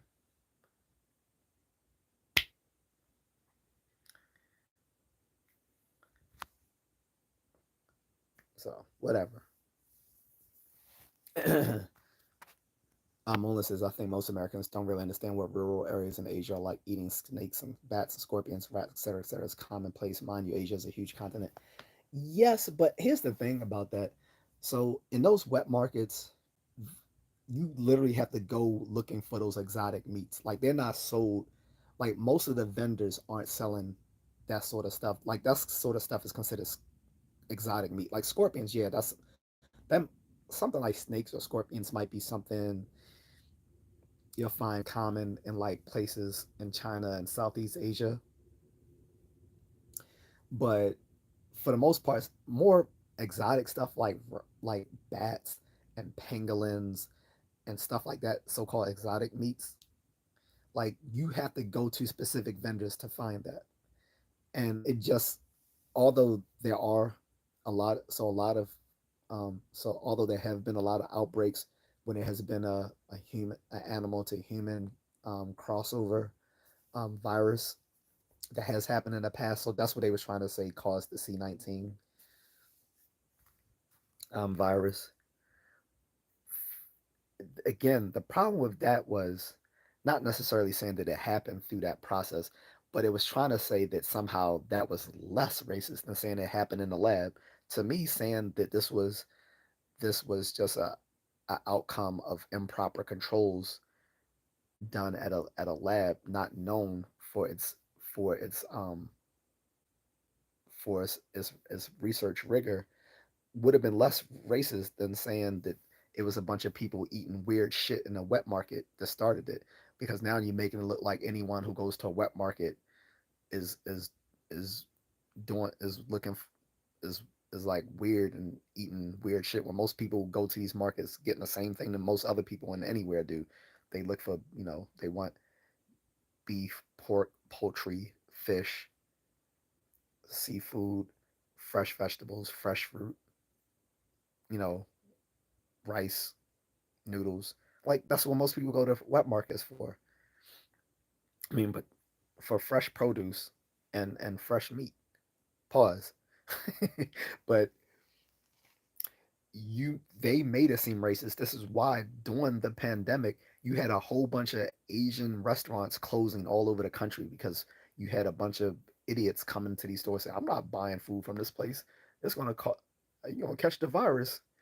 And I was just rolling my eyes every time I saw people saying dumb shit like that. I was like, dude, you are not gonna get C19 by going to get some General Soul chicken at your favorite takeout place.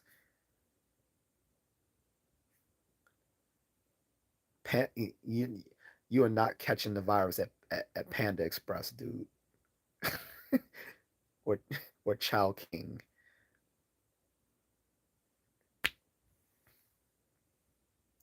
But yeah, so it's crazy. Yeah, Josie, yeah, that's crazy. Mona said the lab literally has COVID in the name. The um, no, well, it doesn't have that in the name. It says the Wuhan Research Lab of Virology. It's like, yo, it's literally the research lab of virology. It's like it doesn't get any more like it doesn't get any more coincidental that the breakout started in a place where there's a Wuhan research lab where they were working on gain of function research.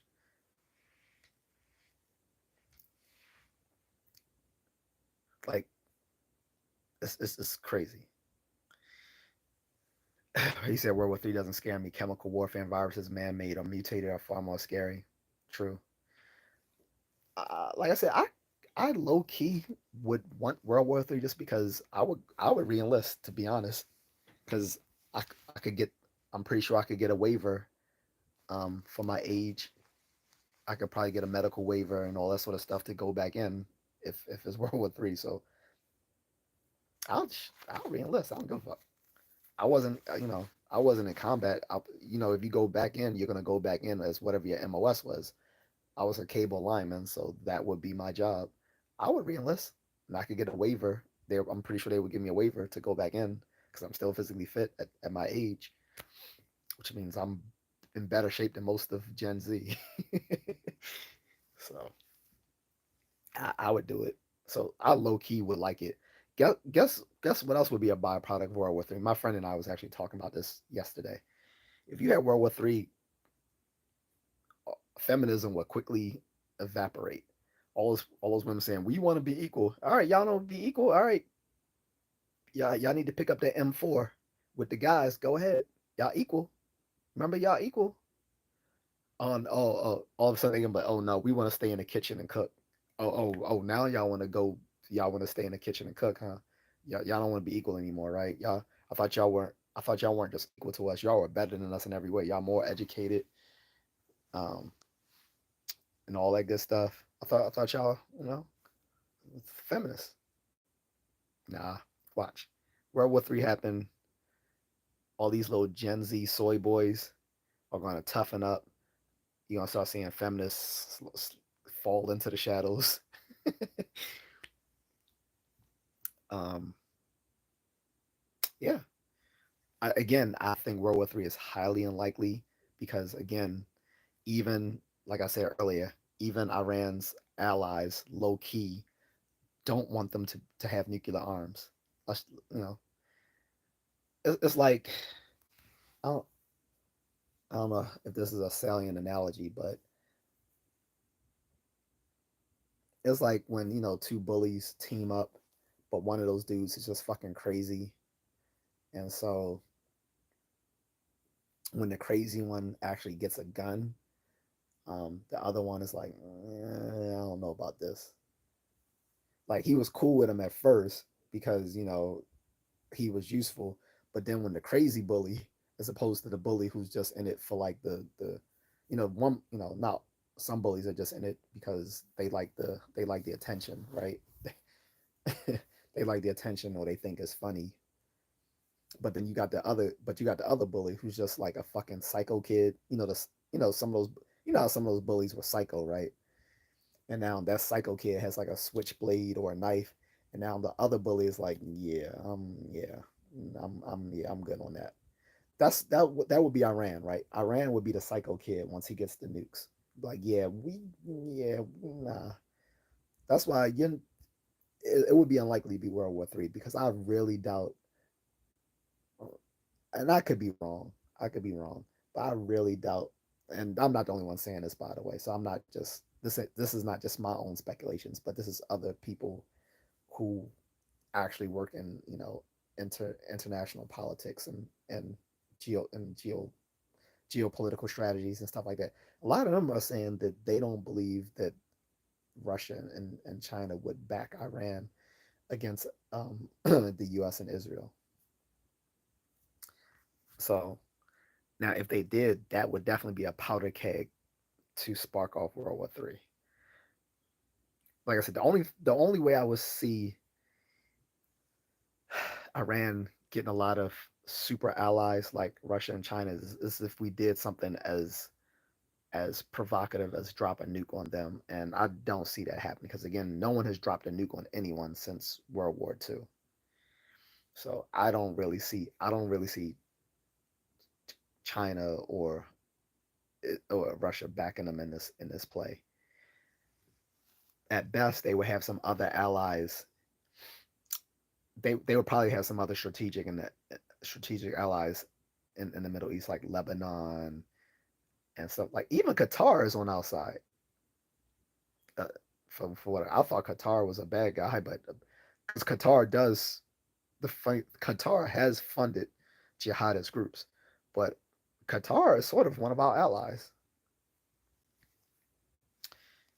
But yeah, they would definitely have some allies, but these allies would be low level allies. This would be like so if Libya is so if Libya is the penguin, he's not getting like Batman's best nemesis against Batman. Penguin's gonna get some low level people to back him, right?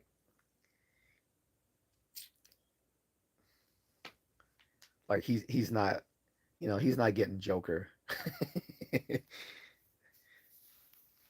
He's not getting uh what's the guy that was like Bruce Wayne's like best friend and rival, the forgot his name. But anyway, yeah, he's gonna get the low level rogues to back his play. He's not gonna get the Joker and he's not gonna get the Joker and Bane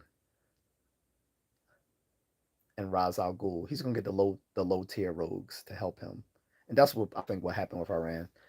They'll get they'll get some low tier allies. They're not gonna get Russia and China because again, low key, Russia and China don't want Iran to be nuclear armed either. And like I said, that is the thought process of some of these people in these spaces right now. Um, Joe says, "You ever see Naomi Park talk about how they would prepare cockroaches in North Korea when they were starving? I think I'd rather eat a bat."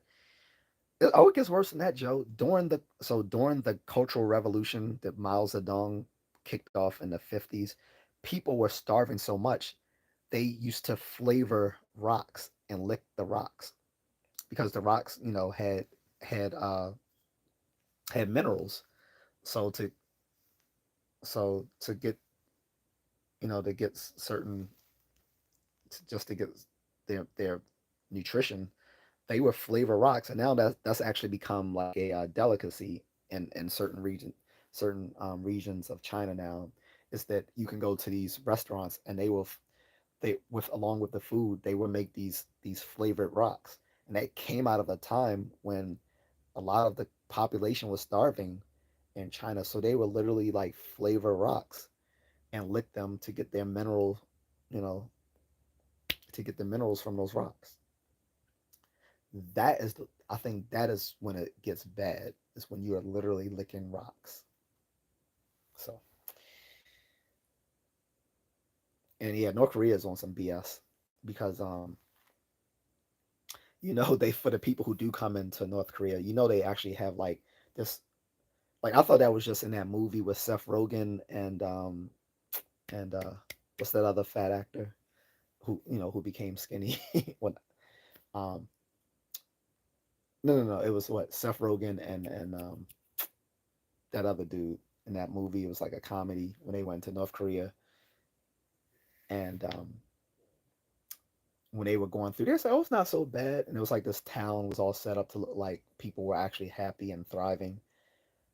I thought that was just in the movie, but that's actually real. Like people who have fled North Korea, usually they've either fled North Korea across across the border with China, or they've risked their life to cross the DMZ line, which separates North Korea and South Korea, where the U.S. Army is stationed. Because I was almost out there myself. Um, so you have refugees from North Korea that flee across the DMZ line or into China, and they have reported, yeah, most of the people in North Korea are outside of the military and the government are starving, and they said there's literally like a whole little fake setup for when people outside the country come to visit, that they make it look like these people are happy and and thrive and all that sort of stuff. There's a whole made up little town setup or whatever. And again, I thought that was just in that movie, but that's a real thing according to these refugees from North Korea. So yeah, it's pretty bad in North Korea. I think I would say it's only worse in the red state because how big it is and how many people are suffering, like how many people there is in that red state per capita versus North Korea. Like there's literally people who fled from North Korea to that other country and said, "Damn, it's this bad here," thinking they got somewhere better, just to realize how how bad it is for people in Winnie the Pooh land. Yeah, the interview. Thank you, Joe. Yep. So yeah, they literally do have a fake little town set up for people who visit when they do have people visit from outside the country. That's sad. And so the whole strategy, well, the the whole, I think that the strategy behind letting North Korea do what it does is that the U.S. and other like-minded nations thinks that eventually North Korea is gonna North Korea is gonna collapse and be absorbed into South Korea. So that's the thought process behind that. But what a lot of people don't realize, with the establishment of the DMZ line, technically the Korean War never ended. Technically, there was just there was a peace treaty signed between North Korea and South Korea, but technically the war never ended. Technically. So anyway, that's enough. It's almost 2 o'clock. I said 50 minutes ago I was gonna be over, so that's it for me. But thanks guys. And again, if anyone wants to donate to help me um, give my friend Micah food for her and her daughter to eat, $ just a contrarian, or you can send me a super hater on this video. Appreciate it, guys. Thank you. Have a good night, everyone.